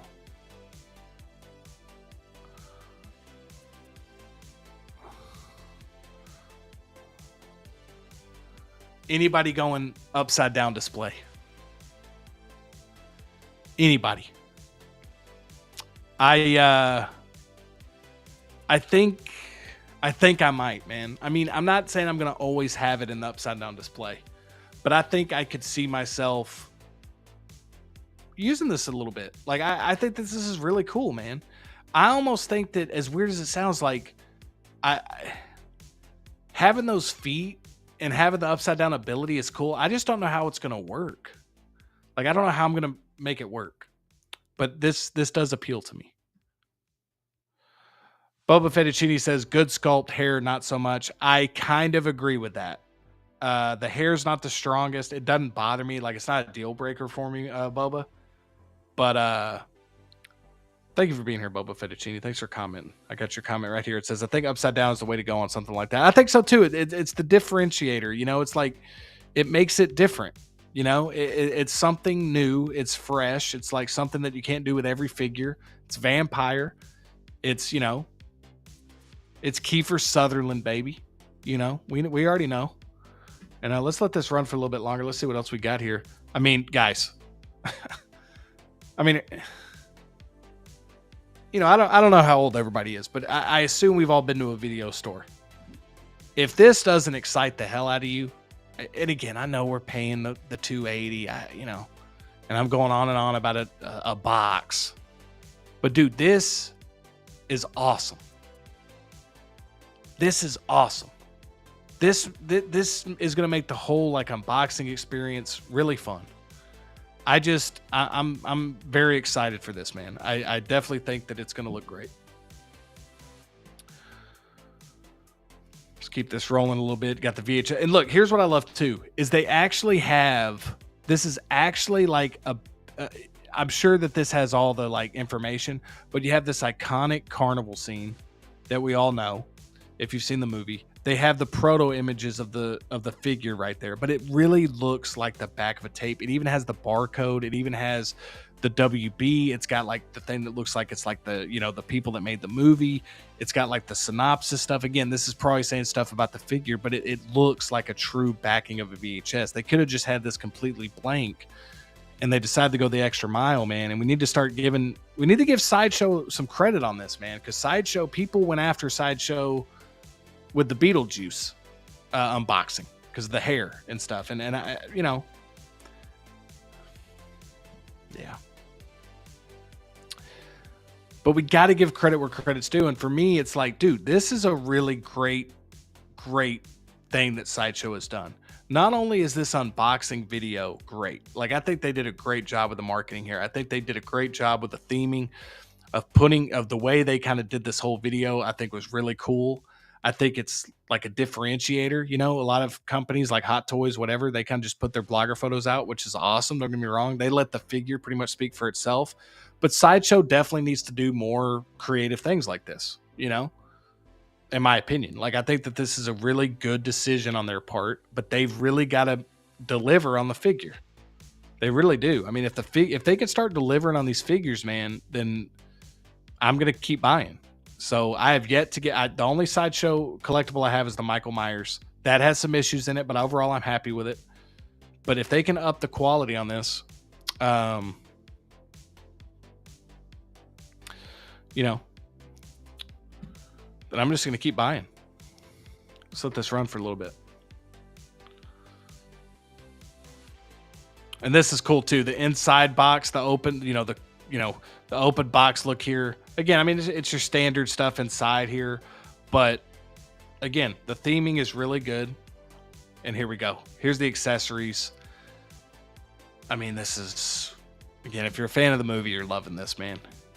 This is so cool. I'm loving this. Great accessories here. They actually have a hand that can hold the chopsticks. It's great. Steve says, dang, this could go in the VHS collection and all that space. Yeah, it can. I think I know what you're saying. Boba Fettuccine says, I'm waiting for the Betamax version. Very interesting. I don't even know that. I don't even think I know that. Thrawn says it's actually $290 WTF. Yeah, it's up there, but here's what I'll say. I do think, I'm going to stress this. I don't think anything, like, I'm not going to say that's a good deal. But with everything going up, figure-wise, I'm such a fan of the movie that $290 doesn't bother me. We got our first comment here from Cy Moon. Cy Moon, thank you so much for being here. Truly appreciate it. Thank you for taking the time to comment. And Simon says, product quality of the unboxing is really cool. Plus, the box could work in a display along with the figure, so that's cool. 100% agree. Great comment here. I agree with this. The product quality of the unboxing. That's how I kind of, Simon, that's how I was talking about earlier. Like, that's kind of how I want to display the figure, man. Is like, I want to put the, like, if Sideshow continues to do this, which I don't see them not doing, like, think about it, like the Pennywise like getting the VHS cover of that, getting the VHS cover of Beetlejuice, that's going to look really, really cool on a display. Having those behind the figure, that's going to look really cool. Now, some people aren't going to be into it because they're probably just going to want to put their figure in the case and they're not going to have to worry about it. Maybe they don't have the space for the box or whatever. I'm going to make space for those VHS boxes. I think that's a great deal and a great comment here because I totally agree. Toy Collector says, I want their Jason, but I just can't do it. Not sold on the quality. I will say, though, Toy Collector, like, Sideshow does have that one up for pre-order again, along with the Freddy. So you're getting it for a decent price. And I'm kind of with you. I don't know the quality yet. The Michael Myers isn't the best quality, but it's a good figure. I mean, I'm really happy with it. It's not perfect. Got some issues. Definitely could use some custom work. No question about it. But yeah, I'm still going to pick up the Jason, man. But this is what I'm talking about. Like, instead of Sideshow just continuous to giving us that one Jason figure and doing like supplies of it or whatever, excuse me, and the Freddy figure and the Ghost Face and the Michael Myers, like if they would start, like, look, Trick or Treat has its issues with their figures. Like, I don't own one, but I've seen other people's, and like I'm not super impressed with the quality. But the one thing Trick or Treat Studios does really, really well is they give horror fans the figures that they want. You're getting multiples of Michael Myers figures. You're getting Rob Zombie Michael Myers figures. You're getting all kinds of characters. You're getting You're getting Loomis. They just had a Loomis come out not too long ago. So that's what I'll always love Trick or Treat Studios for that reason. They're giving horror fans like a wealth of characters that normally wouldn't get the 6-scale treatment. Now with Sideshow, and again, it might be a licensing thing. Maybe they can only use that Jason from that version, or that version of Jason. But dude, there's so many cooler looks for Jason. And this is why I always say, man, NECA for me, pound for pound, it's all about NECA when it comes to horror, because the bang for your buck you get with NECA figures is unmatched in my opinion. Like, I feel like if you get their Jason figures, if you get, I mean, damn, just any cloth figures they have, like, those are really good figures for the price. And they do a really good job with the presentation of those. They give you deep cut characters. Dude, we're getting a Murder, She Wrote figure from NECA, man. And again, I know that it's a cheaper thing. They could take more chances than a company like Sideshow who's going to have to, like, at this price point, to recoup their money and stuff. But like, dude, we just need more companies to realize that horror is a very lucrative market. I think people just assume like, well, it's not going to sell like Star Wars, Marvel, whatever. Yeah, that's true. But certain characters will sell really well. And if you could figure out a way, like with this David from Lost Boys figure, to give horror fans that stuff, and you start building your reputation around really good quality horror figures, horror fans are extremely loyal, man. Go to a horror convention. If you've never been, horror fans are extremely loyal to like, for instance, this shirt right here, it's from a movie called The Guest. I don't even know how many people have seen The Guest, but a company called Cavity Colors, which I get a lot of horror shirts from, made this shirt of one of my all-time favorite movies, which is The Guest. It's an amazing movie. Definitely watch it this Halloween if you haven't watched it. And they've done like 3 different versions. I have every version of the shirt they've done. So like for me, like Cavity Colors, I'm always going to be a buyer from Cavity Colors because they give me shirts like this. They did shirts of the movie Creep and all this different stuff. So Sideshow, man, I just wish they would go deeper with the Jason line. Like, there's so many iconic looks for Jason. It could be a licensing thing, so I'm going to give him some grace on that. But Steve says the prices are too high. I agree with Thon's office. Respectfully disagree. Respectfully disagree. I think for this David Lost Boys figure, I'm okay with the price point with everything you get for it. You are getting a lot with this, in my opinion. But again, I understand quality and stuff. I haven't been collecting near as long, so I understand. But for me, I'm a big fan, so I'm okay with this. Hot Toys Thrawn is 260. Wow, I'll stop. Sorry, just mind blowing what Sideshow is charging lately. Yeah, but granted, man, like I know, but that's like you don't get hardly anything with Thrawn. Like, we gotta give some credit to Sideshow here a little bit, man. I know like the popular things to kind of it's easy to kind of pile on Sideshow, but you're getting some really cool accessories. You're getting tons of hands. You're getting an upside down version. You're getting feet, hands, the different sculpt, the VHS box. Now, look, I want to stress this. Like, I'm not saying that it's worth the money. I'm not saying that the quality of these figures are great. But as somebody who owns a Sideshow figure, I'm gonna wait and see what the quality's like getting it in hand before I like say it's not worth it. Now, if we get it and the body is like really loose and it's just not good, then yeah, I'll be the first to say like, yeah, it's just not good. And I will just say though, man, that Ahsoka line is an anomaly with the prices at Hot Toys. Like that line is like the last line at that price point. I feel like everything that's been announced lately has been way higher. And again, I just feel like getting a Lost Boys licensing figure, Kiefer Sutherland sculpt, the tailoring on this thing looks really good. I just think it looks great, man. So respectfully disagree. I think that this is with the trajectory that figures are going. I'm personally, I when I see that price point, it doesn't phase me a lot because I'm just seeing it continue to rise across the board. Again, want to stress this. All these things are overpriced. In the grand scheme of things, all of this is overpriced. Hot Toys Hotline says, Trick or Treat Studios figures are pretty bad apart from the sculpts. That's the main thing. That's the thing, man. They do a really good job with the accurateness of it. Like the masks for Myers are always really strong, but the bodies and all that stuff. I will say, dude, the Loomis figure looks good. I think the Loomis figure looks really good. I want to start seeing, and I'm not even going to say Loomis is like a deep cut character. That's an iconic character in horror, but he's not like a franchise, killer. He's not Ghostface. He's not Mike Myers. He's not Freddy. He's not Jason. So I'm going to support companies that continue to give us different characters. I don't know, man. Getting like 25 Batmans a year, 25, again, they look amazing, but this is what I want to collect. I want to collect stuff. So it's just preference, man. It's just preference. And Trick or Treat Studios at least gives us some deep cut horror stuff that if they would just up their quality, man, I'd be buying all kinds of stuff from them. Thron says Trick or Treat made Myers Halloween 4 and 5 figures. Yeah, that's awesome. That's awesome to me, man. I mean, like getting all those, like, I don't know, man. That's just me. I like having the options. I like that there's companies that are giving us more than just 78 Myers, NECA's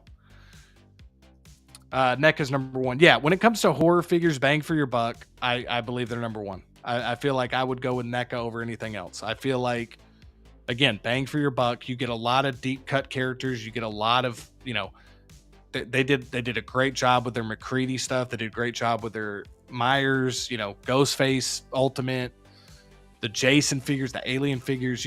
They do great with their licensing, and bang for your buck. They're just my favorite for horror, but I want these in 6 scale as well. I know a lot of us do. Simon Moon says, to help with pricing, I think Sideshow should add more similar to Hot Toys or honestly lower the price. That could help move collectors to pick these figures instead of waiting on daily deals. Yeah, I mean, again, if you guys don't think it's a good deal, there's nothing, again, I'm not, again, if this figure comes in and it sucks, dude, I'll be the first to get on here and be like, dude, this figure's not worth your time, not worth your money. I'm holding out to see how these newer figures Sideshow's coming out with. I want to at least get that Beetlejuice in hand. I want to at least get this David Lost Boys in hand before I give my final opinion on it. Because I could get this in, dude, and now I've collected long enough. I still don't know anything. There's so many more people in the community, and talking about 6 scale that know way more than I do, 100%. So I want to make sure that I get that across. But I at least have stuff to compare it to now, so I'll be able to be like, oh, okay, this quality is not good. This quality isn't near as good. But again, I can't stress enough, being a huge fan of something, it helps with that. I'm just a huge Lost Boys fan. I love the movie. I love the character. So that holds a lot of weight. Christian Lopez. How's it going, Christian Lopez? Thank you so much for being here. Did you check out the Mezco Beetlejuice crazy accessories? We'll look at that in a minute because I haven't seen that. I've seen like one image of it. I haven't seen the accessories, but the Mezco, I can't begin with Mezco yet because I just know if I get one Mezco piece, I'm going to be all in on Mezco as well. I know they do really good work. I love seeing. I might end up getting that Mezco Beetlejuice though. That might be my first one. So great comment here because I'm sure Mezco's great, man. I've heard really good things. Simon says, so true. It looks great. Toy Collector says, Pennywise is one of my favorite hot toys. Wish they would have more horror options maybe one day. Yeah. I mean, look, man, these are businesses at the end of the day. And there's got to be something that tells them in the marketing or like in their numbers that like, hey, we're not selling these good. And Sideshow might be dealing with this right now. Sideshow, who knows how many David Lost Boys figures are going to sell. So it all comes down to how well these perform and how much money they make off of them if we get more. So in a way, it's up to us as consumers to show companies that, hey, I want these figures. And that's why I'm hoping that some of these Hot Toys figures like the Prey Predator, I know the T800 is going to sell, but the Beetlejuice, I want these figures to be successful so that way we get more than just Star Wars, Marvel, and DC. And granted, I love that stuff too. I mean, you see it behind me. I like to collect that stuff too, but I want horror and sci-fi figures or action from 80s, 90s. And Caustic Plastic is kind of doing a great job with that with some of these old school 80s, 90s action movies. I love what they're doing. So again, I'm just loving that we're getting competition in space because it's good for us as collectors. Mitchell says, I love horror. That's definitely a big fan base for it. Freddy Krueger, Jason Voorhees, Michael Myers, and Pinhead. Pinhead would be sick. Just some of horror iconic characters. Yeah, agreed, man. Agreed. And I think a lot of us love horror. And people that aren't even super into horror, you recognize Michael Myers. You recognize Ghostface. I know a lot of people that probably don't love horror that would still probably pick up a Ghostface if they really just knocked one out of the park. It's just an iconic character, Connor from Hot Toys Hotline says, let's also be real. Sideshow isn't matching the same volume as Hot Toys, so they can't hit those numbers. Reason their prices are high. Absolutely. Absolutely, man. And look, man, I don't feel good about getting on here and be like, man, Hot Toys with this incredible announcement. Look, dude, this is an incredible, so far so good with this David Lost Boys figures from Sideshow. Don't we all want Sideshow to knock it out of the park? I know I do, man. If Sideshow can start giving us quality horror figures, even that new Star Wars villains line or whatever they're doing, dude, we should all want that to be great. I mean, look at Hot Toys, the production that they're coming out with now that there's competition from different companies. And again, Hot Toys is they kind of set the market. They're doing what they're doing, but I want Sideshow to do well just because they are getting the IPs that I'm interested in that we're not getting anywhere else, and I want to see more of it. So I'm going to support that until I feel like it's not warranted, and I can't know until I get this in hand. So the truth will come out soon because people are going to start getting these and unboxing them, and we'll know then what we have. And so I'm not going to call something overpriced until I get it. Because there's been times I've gotten some Hot Toy stuff and yeah, it's good, but it could have been better. And I just think that I'll just take it figure by figure at this point. Malgus for Emperor says, evening, gentlemen. What is up, Malgus for Emperor? Thank you so much for being here. Really appreciate you taking the time to be here and to comment. Steve says, you get Thrawn's presence. That's all you need for that Grail line. Absolutely. And that's the thing, y'all. You love Thrawn. It's an easy buy for you.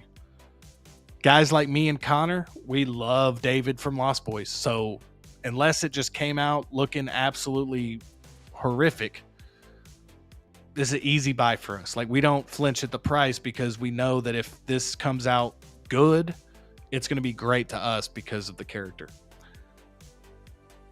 It just says correction. There's everybody saying hey to Geo. Geo's back in the building. What's up, Geo? Let me know how that horror con's going, man. Evil dies tonight, Geo. Evil dies tonight. Did you meet the man himself? Let me know. Mitchell says NECA are doing a brilliant job with their horror lines. Absolutely. I cannot wait for the Megan stuff, dude. Like, I don't know who else is getting the Megan stuff from NECA, but NECA's great, dude. Like, you can go to like NECA and get really good bang for your buck. Like I said, $40, $50 for like these ultimates, you know, depending on where you get them. But like, if you get them at Target for retail, you know, you're looking at like $35, and you can just, you know, it is nice to go to the store and actually get something that day. As much as I love this stuff, it's nice to get something that day. Thron's Office says, good points, Hotline and Howya. Thanks, man. You had some good points too, and that's the discussion. That's why it's a good discussion, because I think you have some great points as well. He says, I hear what you're saying. Mitchell Lawrence says Ghostface is overrated. It's just different people putting on the same mask. That's why he's not overrated, in my opinion. That's why I love Ghostface, is because the mask is so iconic. Again, different opinions, totally cool. I get what you're saying, Mitchell, but I love Ghostface. I love the Scream franchise. Love it. Love Ghostface. Hot Toys Hotline says, I own a few. So this, I can already tell this is going to be a good comment here. This is going to give us some insight. So I own a few Trick or Treat Studios figures. Some are good, some are bad. I get it. I snag from them here and there. People crap on Sideshow. They are leagues above Trick or Treat Studios for the tailoring and such. Yeah, and see, the thing is, Connor, I don't have any Trick or Treat Studios figures. I get their masks that I'm really happy with. I really think their latex masks are really good. And I think they do a really good job, like with some of their dolls and stuff. Like, I know their Chucky dolls and like their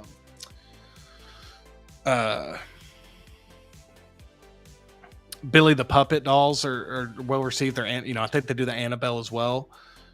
But if they could get their act together with these 6-scale figures, man, they could. I mean, they got the licensing, but yeah, dude, this looks great. I mean, this tailoring right here on this David, man, to me, I mean, I don't know, man. I mean, maybe I'm biased because I love the character, but like, I mean, look at this. Now look, the sculpt isn't 10 out of 10. It's not. But let's just look at the tailoring here. The tailoring to me looks really, really good. I think it looks really good. Now again, the sculpt, the hair sculpt, I lose a little bit of Kiefer Sutherland's likeness on some of these angles. 100%. There's some criticism to be had here. But overall, man, I'm super happy with the way this turned out based on this video. Thrawn says, I'm all about Ben Tramer variants. That's really cool too, man. That's really cool. Thrawn says, Mezco is my favorite Myers figure, believe it or not. I'm going to have to check that out then. I'm going to have to check out some Mezco. I don't have any pieces from them. Kenny Lang says, did anyone ever tackle the monster from Jeepers Creepers? I don't think so. I know the director of that. Like, I know that there's a whole lot of stuff with that, and that whole franchise is very like messy because of all that. And I don't know if that's maybe why people haven't tackled that franchise or what, but I haven't seen that that creature from that movie. Like, and I know there probably is something, but I haven't seen it. Simoon says, I agree. I want all companies making collectibles to do well and have the ability to offer us the characters we love. So in the end, if you like it or love it, works in your budget, pick up and enjoy. Yeah, and that's the great thing about you kind of saw with our conversation there. Is like we had a couple people that had a opinion. Me and a few other people had different opinion. And like, I think it's healthy, man, to have nice debates on this stuff, because, you know, just because you have like a criticism of like, oh man, I think this is overpriced, I think most people are probably rooting for, unless you're in direct competition with them and you're making figures. And I would argue that it's actually better if all these companies, unless you're making the same exact figure, it grows the 6-scale landscape if everybody's doing well. But as fans of this stuff and as collectors, like, I feel like I don't know, man. I just feel like it's good to have like quality conversation about it and be like, hey, I think this overpriced. I don't. But at the end of the day, we're all wanting it to succeed. And if it starts being really good, like the same people that said, like, man, I think it's overpriced. If we come out and it's like, oh, these aren't overpriced, this is actually really good value, then we'll all be picking it up. Kenny Lang says Ghostface is top tier for me also. Yes, Kenny, 100% with you on that. Movie Cannon says, I just ordered the Art the Clown Trick or Treat Studios figure. Now, I've actually heard that figure, Geo, is actually solid. I think that's good. I think there's custom work that people do on it. And I know a lot of people do custom work with the Art the Clown masks. But yeah, that's a good pickup. All right, let's let this run for a little bit longer. Let's get this comment off here, and let's let this just run a little bit longer. This is a short, like little 2-minute video. We're gonna let this run without any interruption just for a little bit. Again, man, for me, it's like the tailoring is really good. Right there, I kind of get Kiefer Sutherland straight on. I don't a lot, but this is really good. So I'm gonna pause this just for a little bit and just kind of let this. You can kind of see the details on this jacket. I just think that this looks really good. Here's the version right here. I don't know. Okay, so here's the issue. Okay, so now I gotta talk about the issues I'm having. This is not good here at all. Okay, this just doesn't look. Again, I know that there's gonna be this seam here. I know that there will be. I'm okay with that. This just looks very in your face, like reminding you of it. You know what I mean? Like it's just very harsh to me. And the way that it goes into the ear is a little bit lifeless to me as well. And it kind of goes right into the back of that hair. And we've kind of criticized the hair a little bit. I don't think the hair is the strongest part of this figure by any means. But this to me is the worst part of the figure, is this seam line right here on this neck and on this jawline.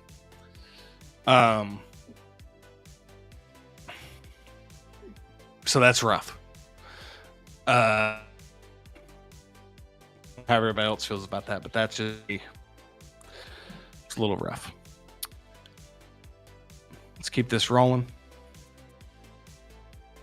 So this sculpt, the more I look at this sculpt, I actually might change my mind and say that I think maybe this is the better sculpt. This really looks good. Whereas I felt like in the prototype, the other one looked better. Like the default face looked better in the prototype. But this looks really good to me. I think this looks really, really strong.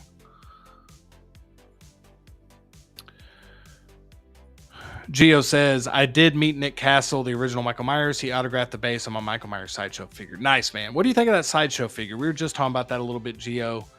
I'm happy with it. It's not perfect, but I'm happy with it overall. I'd like to hear your thoughts.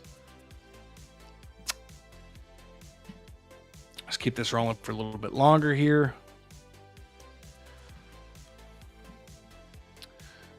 Yeah, so right here, you can kind of see you get multiple hands here, gloved hands, which I personally really love. You know, vampire hands. I think the hands look good. You got the veins here. I really think that those paint apps look good. The feet look good to me. And I think that sculpt looks good, man. And again, part of the battle here is the presentation. So having it presented like this helps a lot as well. Mitchell Lawrence, let's see what he says. He says they should call it ghost faces, as it's different people, or ghost facers. Reminds me of I think that's like a Supernatural reference, right? I know Supernatural has something like that, like ghost facers, I think. Valkyrie Magnus in the building, everybody. Everybody say what's up to Valkyrie. I know Steve already has. Good evening, Justin. Thank you so much for being here. Thank you so much for being here, Valkyrie. Really appreciate you stopping by. We're talking about the David Lost Boys figure. And yeah, just looks good, man. And again, this doesn't come with this human hand, just so everybody's clear. But here you can kind of see, this is what I love here. I love that it comes with the chopstick hands here, that you can use the chopsticks here with the noodles, with the worms, with the Chinese food. I absolutely love that. And again, man, I just think that this overall, I'm happy with the way this came out. You know, I know that there's some criticism to be had with the Beetlejuice, even though I'm still getting it, with the way that hair kind of came out, the way it kind of was shown in the unboxing. But this I felt like was a great unboxing video, great showcase of this figure. And there's the upside down look. So that is awesome, dude. That is so awesome. I love that. We got MB Dyson in the building, ladies and gentlemen. I say what's up to MB Dyson in the chat. MB Dyson, how is it going? Thank you so much for being here. Talking about the David Lost Boys figures from Sideshow. Talking about that unboxing video they did recently. Mitchell Lawrence says, put ghost facers against legendary horror characters. They would stand no chance. Even the tall man from the Phantasm would overpower them. Yeah, I mean, I'm not saying that they would go in and just like win a Royal Rumble. But I mean, I love Ghostface still. I think that's what makes Ghostface interesting. I think that's what makes Scream as a franchise interesting, is that it could be your best friend. It could be the next door neighbor. It could be this person. Like, what's their motive? Like, why are they? I think that that's just the fun part of that franchise. Is like, who's the killer? I don't know. I respect your opinion, Mitchell, but I love Scream. I love Scream and I love Ghostface. Movie Canon says, and we're referencing the 78 Halloween Night Show figure. I asked him, love the figure, comes with much of what we recognize from the 78 Halloween. Very happy with it. Yeah, I'm for the most part agreeing with you on that. I agree. But here, this Lost Boys, man, just looks so good.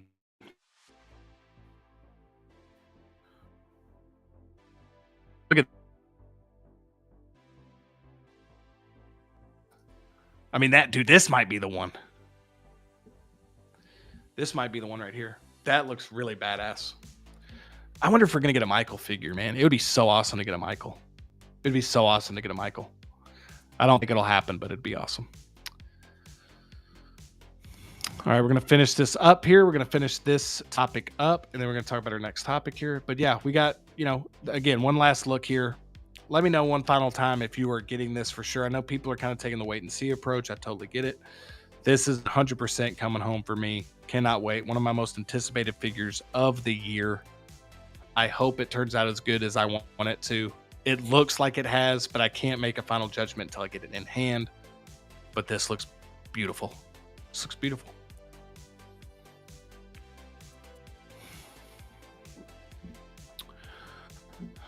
So we got one last topic for tonight. Aside from the technical difficulties, when I was just giving out some great takes of that Batman Returns figure that we'll never get to hear because of the technical difficulties that I didn't realize were happening. They weren't that great at takes, but we've talked about Agatha all along. We've talked about the Penguin. We've talked about Hot Toys Batman Returns. Now we've talked about Sideshow David from Lost Boys.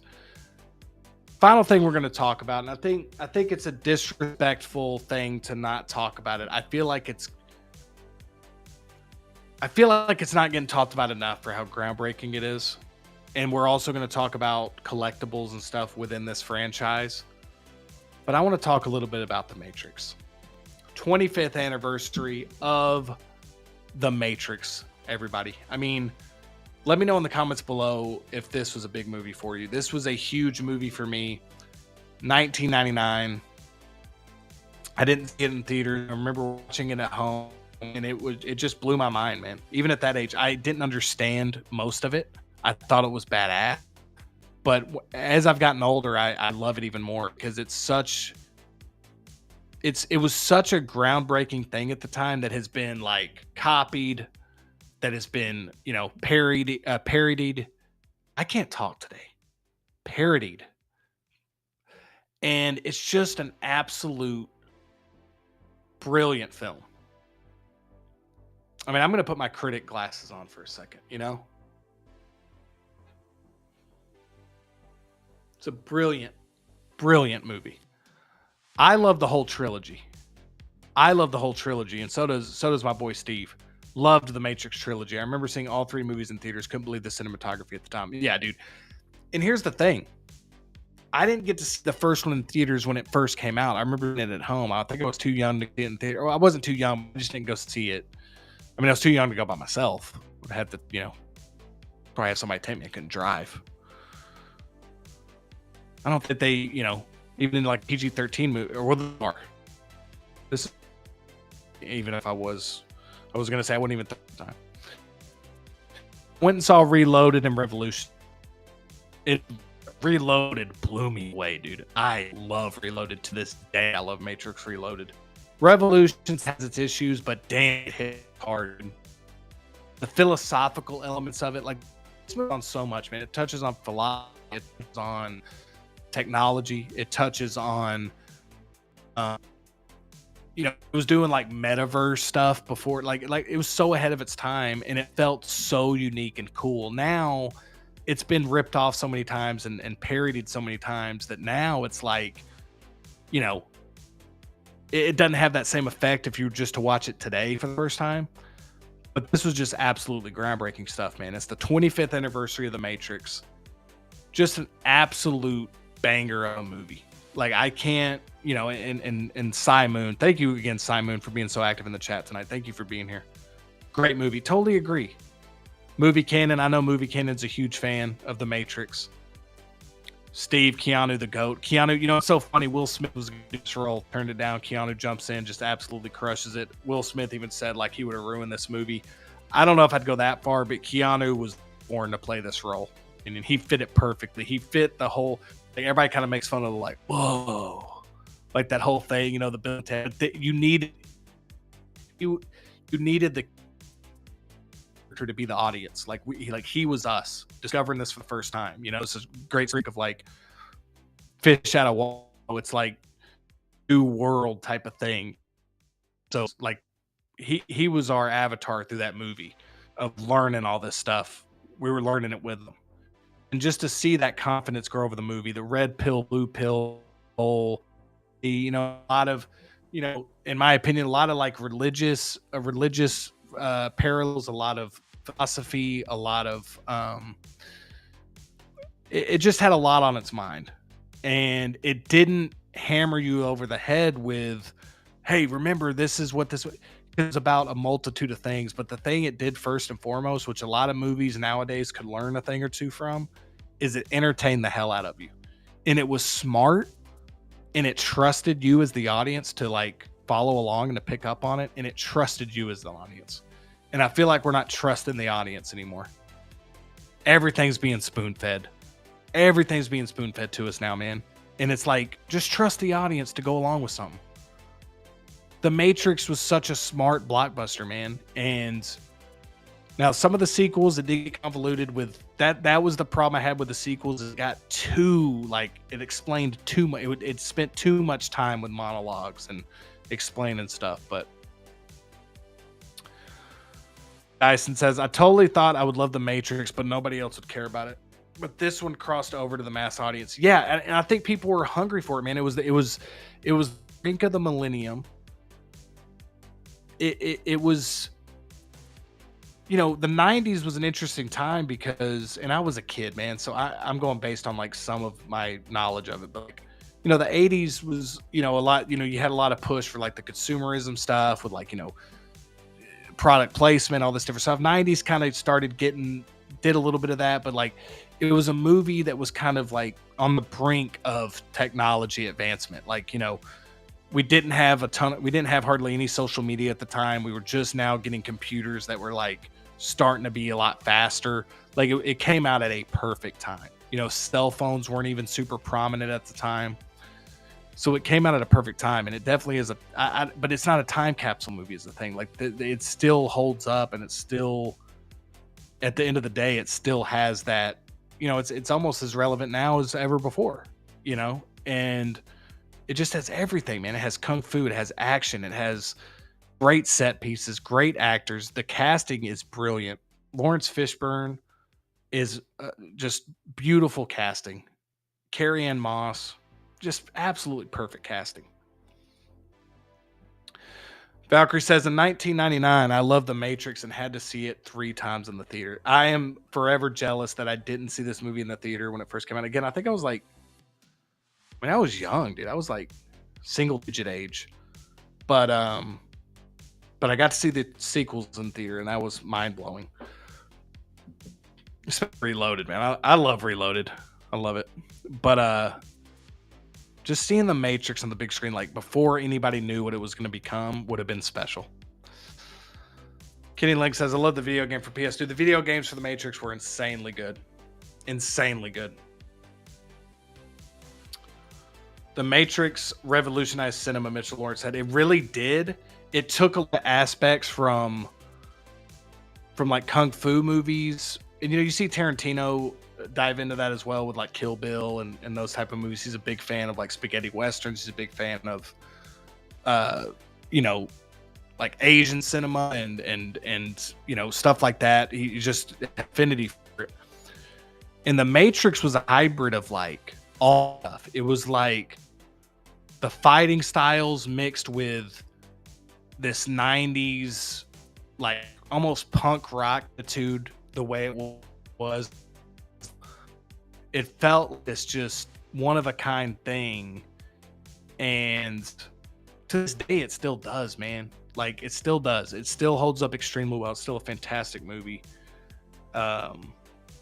Mitchell Lawrence says, Neo is my guy. He was doing magic tricks in Reloaded and Revolutions. Yeah, and that's the thing. Like Reloaded really featured, I mean, the highway chase scene in that alone is worth price of admission.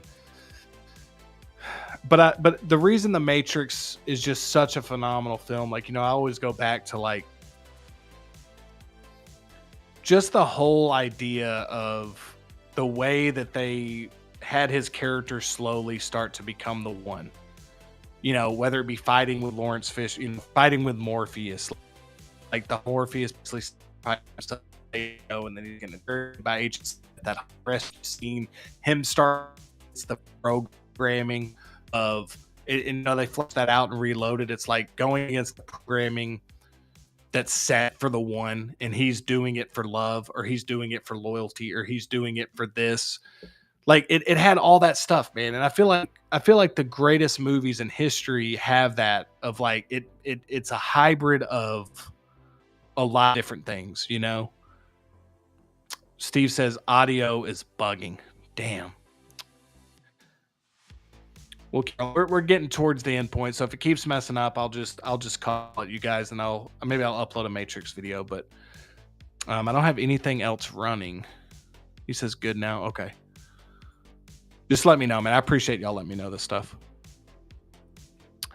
But that's the thing, man, is the greatest movies for me, at least the movies that I tend to see myself like gravitate towards more and more is, it's like a great story.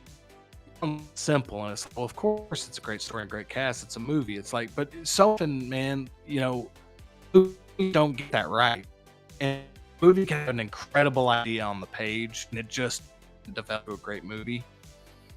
From top to bottom, the Wachowskis all the way to Warner Brothers, like taking a chance, letting them have pretty much creative control over this movie and just delivering like a movie like this, man. I'm just so grateful for it. Movie Canon says Smith's monologue in the first Matrix is, yeah, and that's the thing with Smith is he's like, you have some sympathy for Smith in a way, man. I mean, this is a guy who's trying to get out of his programming, and he's trying to, and that I'm saying it's relevant now is like with all the technology and all of us being advertised stuff, algorithm, all this stuff, free will and what you're seeing online is based on algorithms, all this different stuff. So like, it's just cool to see a movie explore that in 1999 before it became like this huge thing that like we're fully aware of that stuff now. But at the time it was just groundbreaking stuff, man.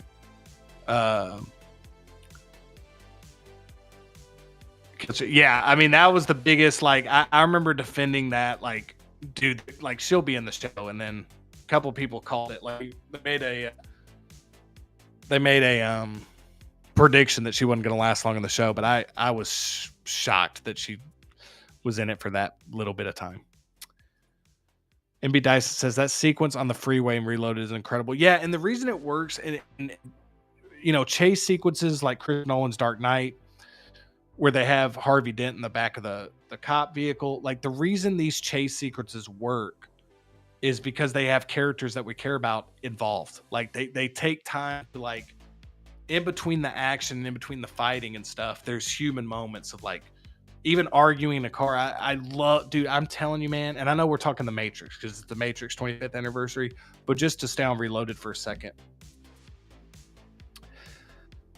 I absolutely love the line where Morpheus is calling. I can't remember the character's name, but it's he plays Michael off of Lost.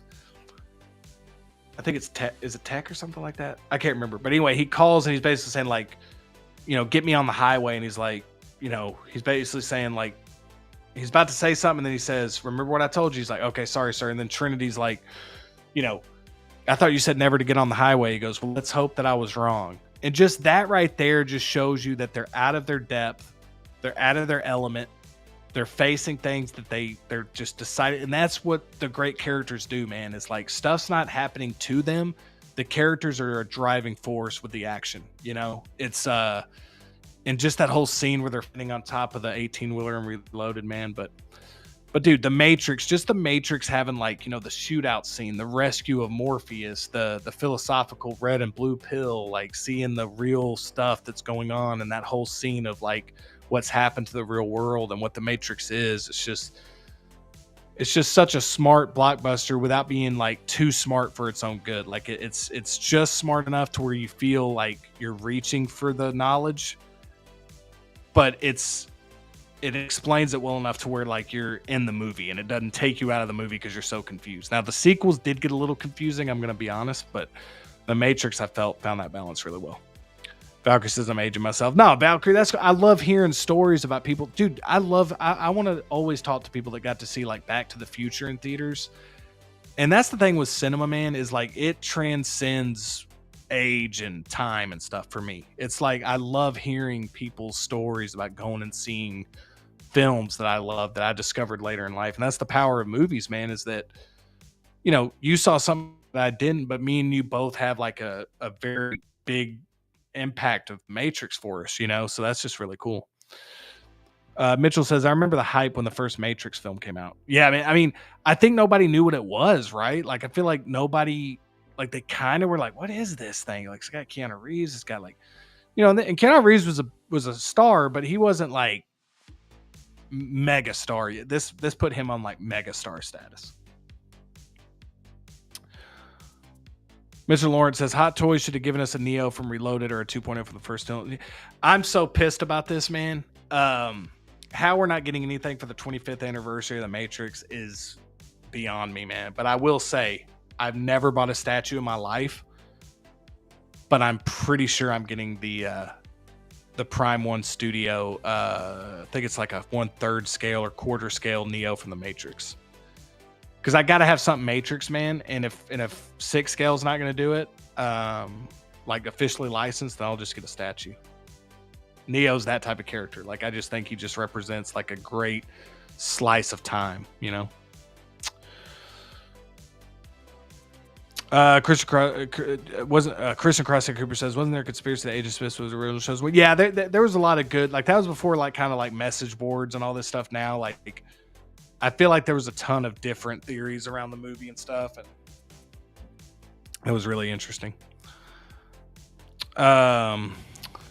Steve says, most popular screensaver for me for a long time was the Matrix green symbols running down the screen. Yeah, dude, I think that's a lot of that to this day. I still see that being used, and just iconic imagery right there.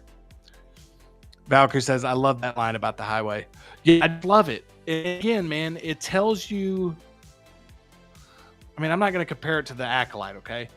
But just to compare it to that, since somebody mentioned the Acolyte, like telling us, like I want to see what a character, like to learn about a character, I want to see how they react during certain situations. I don't want another character to tell me what a character is or what a character is like. I don't want the script to like spell it out for me. You knew who Morpheus was in that movie as soon as he showed up on screen. As soon as Lawrence Fishburne got on screen and talked like 2 sentences, you immediately got a sense of who Morpheus was as a character. And that is not only a testament to Lawrence's performance, but a testament to the writing that, and again, there is scenes where they say like, is this, Morpheus is that, but like, And I go back to another scene I absolutely freaking love in this movie, and I think we all love it. But when Neo finally decides to turn around to face Agent Smith in the subway, is that not one of the greatest scenes in movie history? To me, I just think that scene right there is so badass and is so like, it's just a stand up and applaud shit out of it type of moment where you're watching this movie and the whole movie they're so afraid of the agents. They're running, and then he stands and that fight scene is just so badass, man. At that point, you even love Agent Smith as a character. You like love to hate him, but you understand him. You understand him. You don't agree with him necessarily, but you understand him. And God, what a great scene, man. What a great damn scene. Mitchell Lawrence says, I also liked how Morpheus and Trinity both left alongside Neo. Yeah, that's the thing, man. Is he made everybody, like, he gave them something that Morpheus had to give. Morpheus had the faith, right? Like, Morpheus had faith in what he was doing. He knew that his purpose was to find the one, And that's why the scenes where there's like a realization that, like, and there's doubt, and like even with Morpheus, like seeing some of that doubt of like, what if I'm wrong type of thing. Even when the Oracle tells Neo that he's not the one, Morpheus is still steadfast in his belief, man. And to see Keanu go from like this nihilistic type of personality to belief in himself and belief in the mission or belief in the purpose or whatever it is that you want to call it in the movie. It's just timeless storytelling stuff, man. It's like it transcends like good and evil. It transcends that type of stuff. It kind of takes it to another, no pun intended, but another dimension,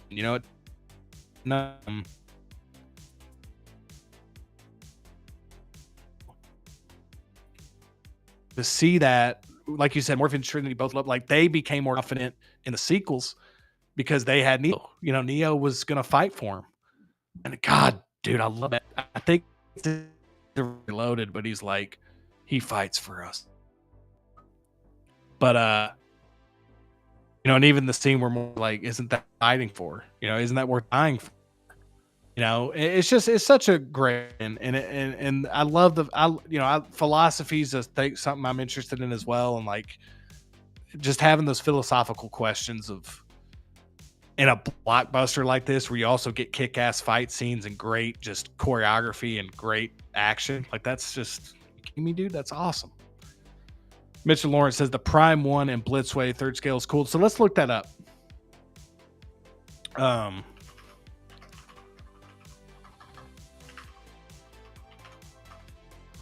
Let's look that up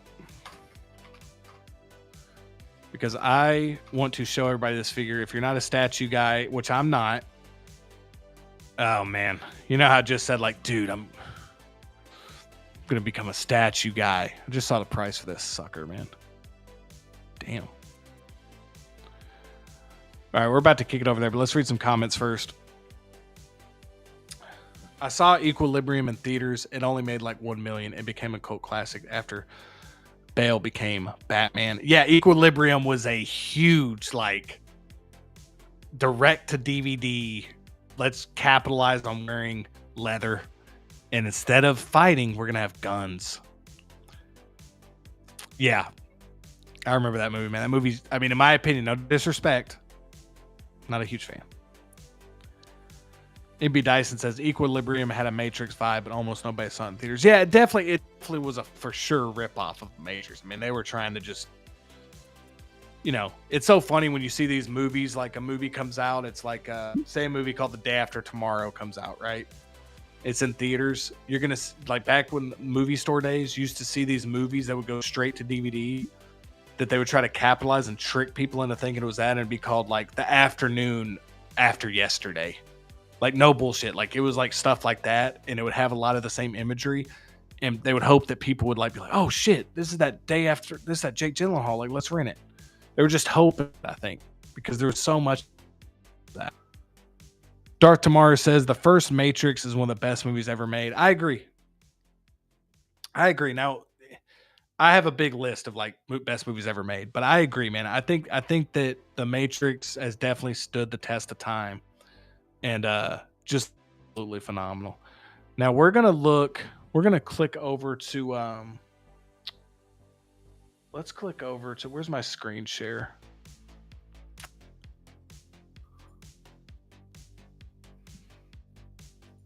And then we're going to look at this right here. So this is what we were just talking about.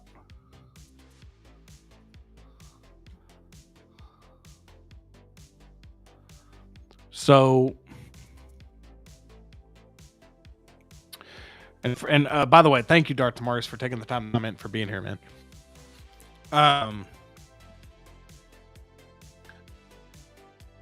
So we got here. So we got the museum parts here. This is that Primewood Studio Blitzway piece that I was talking about.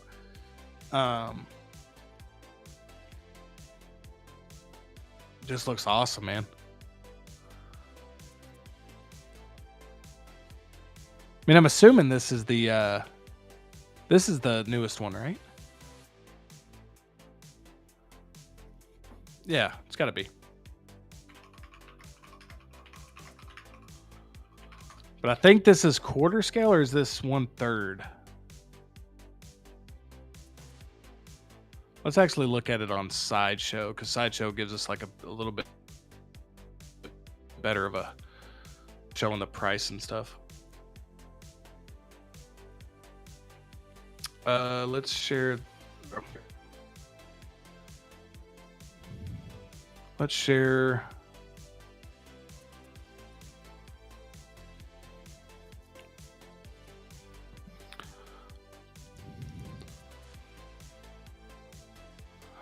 Real quickly, Valkyrie Magnus says, Sneaker, Justin, have a good night. I have to pick up my kid for my high school football game. Valkyrie, thank you so much for being here, man.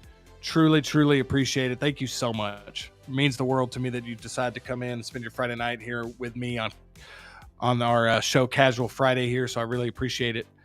Movie Can says, yes, it's the new Neo statue. Nice. Darth Tamara's beautiful piece. Whoa. MB Dyson, whoa. We got Yomo in the building, ladies and gentlemen. We got Yomo in the building saying hi. What's up, Yomo? Good to see you, man. Thank you so much for being here. My computer, this is probably why I've been having some audio issues, man. My computer's going a little slow. So this one right here, standard version, January 26th to June 2026, $1,500 for that one. The bonus version, definitely going to be a little bit more. So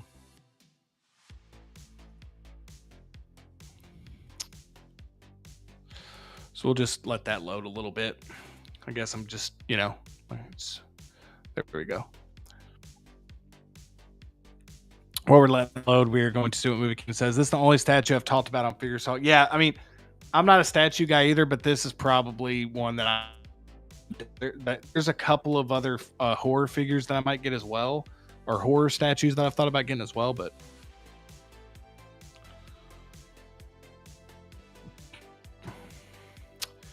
MB Dyson said Road Wars, Max Fury, into the Twisters, and Alien Rubicon. Oh, he's talking about the Asylum. Okay. Yeah, my bad, MB Dyson. I forgot to show that, but he was talking about Asylum movie, like kind of what we were talking about with like these made for TV, like direct to DVD, like rip off movies. Yomo says this statue looks amazing. Matrix is my favorite movie series. That's awesome, Yomo. We're talking about the 25th anniversary of the Matrix, man. We're hoping that we get something from Hot Toys, something from some company, but not holding our breath, but that would be sick. Yes, and you read my mind. I need some Matrix figures. Yomo, you and me both. You and me both. All right, this is going super slow, but let's see if we can click on one of these pictures, get into the I feel like I'm, this movie came out in 1999. My internet connection, and this is dial-up internet at its finest. Struggling today with the internet, but that's okay, because we're still here. 2 hours and 40 minutes in. We got 13 in the chat, you guys. Thank you so much for being here. Hit the button if you wouldn't mind. If you're in the chat right now, I'd really appreciate it. Thank you so much for being here. I know I've said this before, but even if you're not here and you were just in the replay, I can't thank you enough for being here, spending your Friday night with me. All right, so we can kind of see it. While I try to get some more zoomed in pictures, but this statue just looks so badass, man. You can have the, you got the version. You can take his sunglasses off, have his sunglasses on. Again, I'm not a statue guy, man, but this type of stuff makes me want to partake, makes me want to get involved, makes me want to say, hey, yeah, $1,500, no problem. It's expensive, man, but this is an iconic character, man, an iconic piece here. Dark Tamara says, I'll tell you what statue I'd love to have, that Asajj Ventress Mythos statue from Sideshow. That'd be sick, dude. I know that Steve, I've talked to Steve a little bit, and that's the one statue I think he said he would, if he was to get one statue, it'd be probably that Mythos Obi-Wan, where you can switch out like the Obi-Wan sculpts. Everybody's saying what's up to Yomo, and rightfully so, because when Yomo's in the building, it's a Friday night, and it's the place to be. Yomo, again, thank you so much for being here, man. MB Dice says you should update a 28.8 modem. It's blazing fast. Yeah, I think what happens is sometimes I have so much stuff like going, like it's just I got a really fast computer, but I tried out a few new stuff for the stream tonight to make it look better, and I think I just kind of overloaded it a bit. If I was to get out, restart, and all that, it'd be fine, but I'm lazy. And plus, I've switched to the webcam now, so I think ever since I did that, it's been a little bit better. Kenny Lang says, I like Atlanta. Oh, still talking about the Asylum movies. Movie Ken says, would you get the twins from Reloaded 2-pack by Hot Toys or InArt? I'd probably do those Hot Toys. I would probably get those, but only if they gave us the Morpheus, Trinity, and Neo. Like I would have to get those three before I thought about getting the twins. But man, those characters are so cool. Went out like little bitches though, man, because Morpheus said, not today. Not today, guys. I'm Morpheus, bro. And it's not happening today on this highway. Not now. Not ever. What a cool scene, man. We do a turn. He's got the katana sword and he's got the machine pistol. All right, let's see if we go. All right, finally, here we go, guys. We're talking statues now. When you stay on stream, see, you either stay on stream for 2 hours or you stay on stream long enough to see yourself talk about statues. This Neo looks super good. And I'm going to be honest with you, man. I'm not going to say I'm going to get it, okay? Because it's 1,500. It's a third scale. But I'll just be honest with you, man. This is probably the closest I've been to getting a statue aside from like the horror pieces that I've looked at. But this I think would be absolutely worth getting. I just think it looks phenomenal. We're going to look at some pictures here. Yeah, you can kind of see it. Detachable sunglasses, a fabric coat, swappable pieces here. LED illumination, dude. That is sick. LED illumination. Let's see what everybody's saying here. Steve says this or Jazz Inc. Batmobile of your choice. This 100%. No disrespect to Jazz Inc. Batmobile. I think it's amazing. I'm way more like I said, man. I love the Batmobile, but like I more in vehicle. Again, I know Batmobile, but I would say this just for me, man. But again, the Jazz Inc. Batmobile, absolute insane work of art there. That's like such a good piece. I don't even feel like I deserve having it. You know what I mean? You're like, dude, I don't know if I should have this. It's too good. I don't want it. Take it. I can't have it. It's too good. I don't want it. That's how I feel about those Batmobiles, dude. Those look insane. Yomo says need at least Morpheus, Trinity, and Smith to go with Neo. Yeah.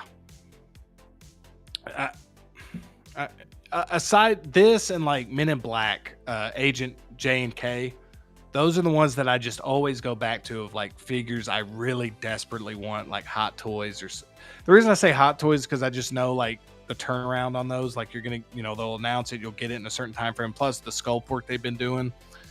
But anybody that tackles that, like does a license figure, that I'd be all in on. Mitchell Lawrence says, and Blitzway should have made this Neo a quarter scale to match and pair well with their quarter scale John Wick. I 100% agree. If this was quarter scale, it'd honestly be a no-brainer for me. Because like, I could, I could see myself. Yeah. Third scale is going to be huge. Dr. Mars says that one is also awesome with the sunglass emoji. Yeah, I agree.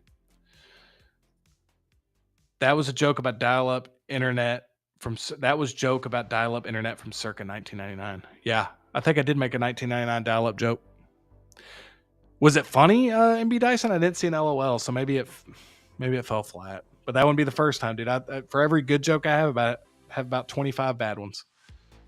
Yomo says, happy to join you guys. Dude, I appreciate it. Having Yomo in the chat, dude, like anytime I've seen Yomo in the chat, man, he's so active in the chat that it makes it easy for me because you can just chat all day, man. Everybody's saying hello to the legend, Yomo. Darth Tamaris, got to go to work. Peace out. Hey, Darth Tamaris, truly appreciate it, man. Everybody go check out Darth Tamaris' new video. Darth Tamaris uploading some content on his channel. I had one of his videos recommended to me, so I'll be checking that out. But yeah, everybody go check out Darth Tamaris. Definitely putting out some good videos and not only being an active part of the community, but also putting some videos out there, man. So I always respect that as well. So can't thank you enough for being here, man. Thank you so much. Steve says, this or Jazzy Batmobile of your choice? Oh, I answered this, yeah. Movie Can says, I wouldn't want to pay the shipping. No, me neither. And I'm talking a big game, Geo. I'm talking a big game right now, man. But once that invoice hits, Geo, I'm gonna do like they do when they see an agent, man. I'm gonna just run the other way when that invoice hits. Kenny Lake says it is mixed media. Never mind, it says fabric coat. Oh, okay. This is awesome. Kenny Lake says, I agree, man. Mitchell Lawrence says 2 boxes, shipping and import fees are going to be a killer. Yeah, like I was just telling Gio, I talk a big game with like, yeah, dude, gonna finally get the Matrix statue. We'll see. A few more looks here. Kind of see this kind of part of the shootout scene here. Damn, dude, this looks so good. This I love. I love how it's got this LED light up on the bottom here. That is so sick. I wish Hot Toys and all these other 6-scale companies would take a note out of this. This would be so cool to have an LED base that does something like this. It's just not lit up. It has like running, like there's like again, these are like running numbers and like running text. That'd be so cool.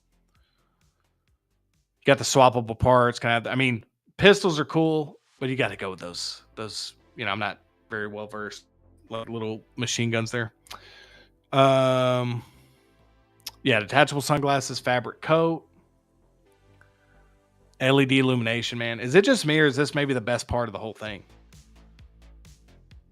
I don't know, man. That is such a cool. That's so cool. Got a few more pictures here.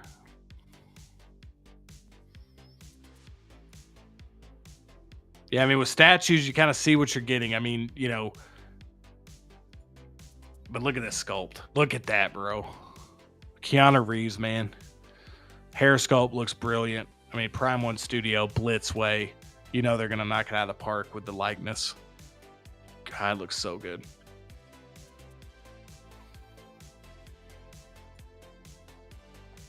Yeah, just a beautiful piece, man. I'm with whoever said that they wish it was quarter scale. I do wish this was quarter scale.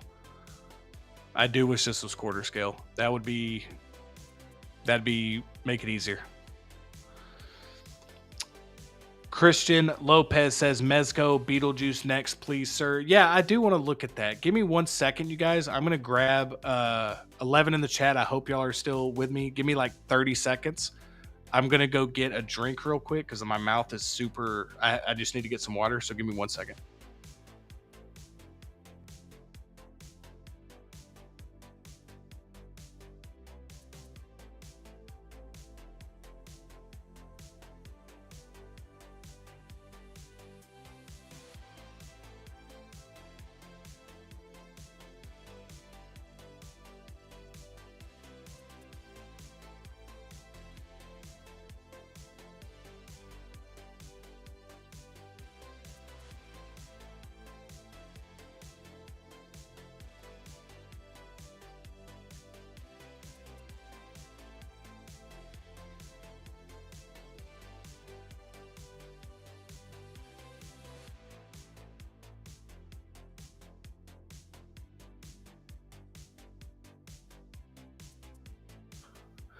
All right.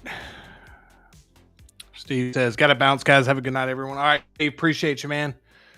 Thank you for here, Steve. Really do appreciate it, man. Yomo says, I didn't realize that was on the base. Looks sick. I agree.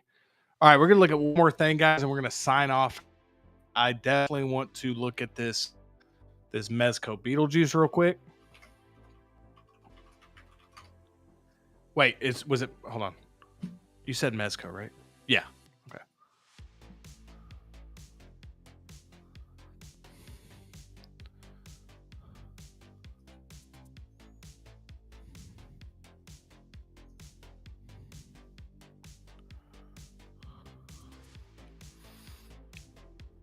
All right, let's go to share screen.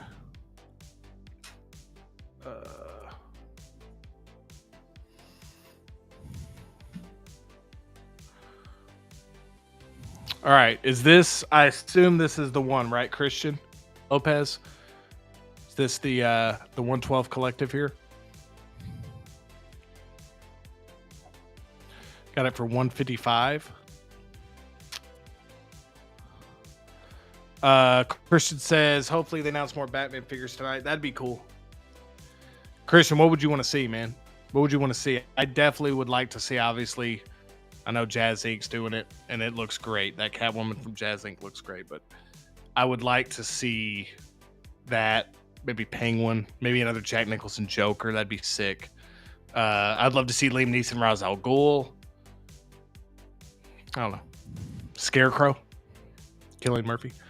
All right, Christian Lopez. We are looking at the Mezco Beetlejuice here. This does look really good. Okay, this is awesome. Includes the carousel head with light up features. That's awesome. That's really cool, man. Includes extended hammer arms. Man, this looks sick. This is the first I'm seeing of this. Yeah, the likeness is really good here. I think they nailed the hair. The tombstone features eerie light up details. Yeah, dude, I tell you, man, they got that likeness, that like smiling, laughing likeness really good. I think they did a really good job with that. I do not have a Mezco Toys 112 collective figure yet, so let me know in the comments below how good these are. Christian says, I really want a Scarecrow. Yeah, that'd be sick, man. I would love that. But yeah, this Mezco Toys Beetlejuice looks really good. And for the price, I mean, 155, I mean, you got to let me know because I don't have a Mezco piece. So I know Thrawn said that Mezco Michael Myers was really good. So, I mean, that's a really good likeness there, man. I think that looks really, really good. I love the presentation here. In terms of like likeness, man, they really did do a great job with the likeness. I don't know much about these figures in general, but like the likeness is really good. This is super cool. I love this. The carousel head is a really cool feature. And the arms, that's awesome. Bone shrunken beetle. Dude. B Dyson says, I was just looking at that juice. It's insane. Six heads in the tombstone. Put Hot Toys inside. So it looks damn good in B Dyson.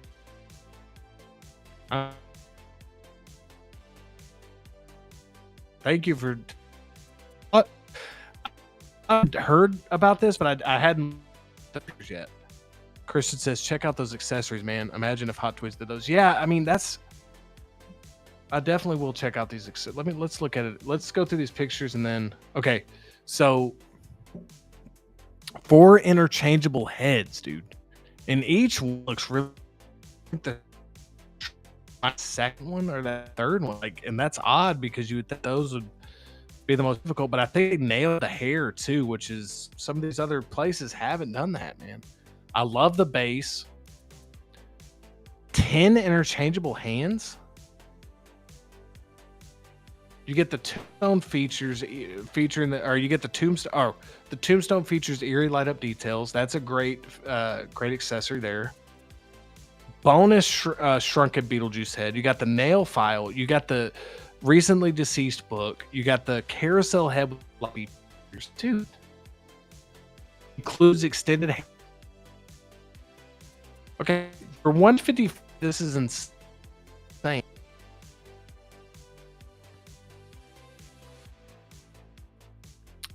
You're freezing. Damn, you're freezing. Down. Good. Okay. I don't even think hot. I don't know, man. I don't know, man, but good.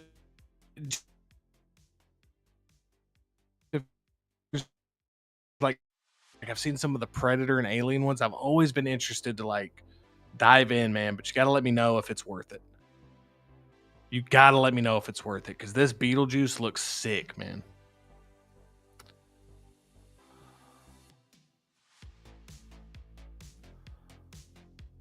I mean, dude, this looks good. I mean, the hands look a bit, the hands are a little, but I mean, again, man, I'm not going to complain with all the shit you get with this. Like, that's probably the weakest of the pictures because it looks like 3D rendered right there. But this right here, I mean, that sculpt looks really strong, man. 150 ships February to April 2025. So MB Dyson says, I'm tempted to order and make a bunch of diorama displays. This code is basically a 6 there. Great. All right, man. I mean, that I'm gonna at least get one so I can speak intelligently on it because I've had my eye on like a local LCS and it's got like they got a bunch of Predator and Alien ones, and I always look at it and I never end up picking it up. I'm gonna have to pick it up. Yomo says looks good. I don't have Mezco, but I've definitely been tempted. Makes me wish I collect these instead of 6 scale sometimes for the sake of my wallet. Yomo, it's so funny you say that because that's why I still collect NECA figures for horror. Is I have to mix it up from time to time because I still love collecting. I love picking up stuff in the store. I love actually buying something off of a shelf. It's like that scale. So I try to mix it up as best I can. I got that ghost face, that ultimate ghost face there up there by the masks. But yeah, dude, that's what I would do. I mean, I've thinned out my pre-order list on 6 scale so I can continue to grab some of these other pieces for like cheaper prices, but also just because I enjoy collecting that stuff still. So Mezco, man, I'm gonna at least pick up a piece so I can kind of see what I think about it. But just real quick, 112 collective body with over 28 points of articulation, hand painted authentic detailing. 18 centimeters tall. Here's some of the cool stuff you get. You get 6 interchangeable head portraits. You get a smiling head, a grinning head, an angry head, a helpless head, a shrunken head, and a carousel hat head. The value here is nice. We'll say a lot of good stuff with this. One pair of hands, pair of fists. Damn. Resting hand, book holding hand, nail filing hand, pointing hand. And then the costume, you obviously get the suit jacket, dress shirt, suit pants, tie, and boots. And here's the best part of the whole thing, you guys. The accessories. This is what Christian Lopez was talking about. 1 tombstone with light up feature, 1 pair of hammer arms, 1 book, 1 nail file, 1 112 collective display base with logo, and 1 112 adjustable display post. This might be one, man. This might be the first one. Go get Predator or that Alien one, but this might be the one I pre-order. Like that might be the Beetlejuice for me, man. If the side, I'm gonna stick with the Sideshow one. I know, but I gotta see it through. And yeah. All right, guys. Well, I'm heading out. This is a show 3-hour limit, so this is gonna end. Did that just? Wow.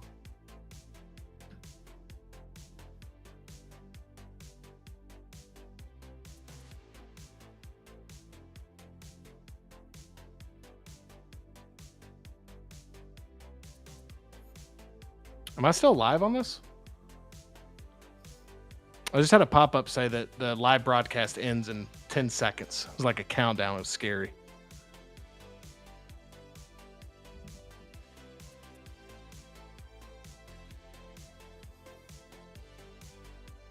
So I'm still okay. That's so weird. Thing came screen, even though I have the plan that's like unlimited, and it's like this stream is gonna end. It's wild, dude. You see how I panicked? I was like, all right, guys, I gotta go. Bye. Sorry about that, you guys. Still second show, still getting used to it. Kenny Lang says, have a good night, guys. All right, Kenny, thank you so much for being here, man. You made it towards the end. We're about to sign off. MB Dyson says, I like a mix of scales, but it's hard after one sits to have your definitive versions be only. Yeah, 100%.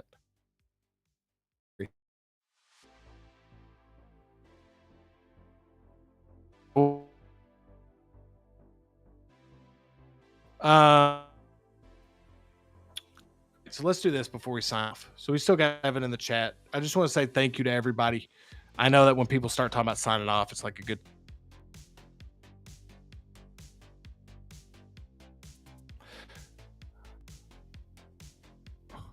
But if you're still in, I really do appreciate it.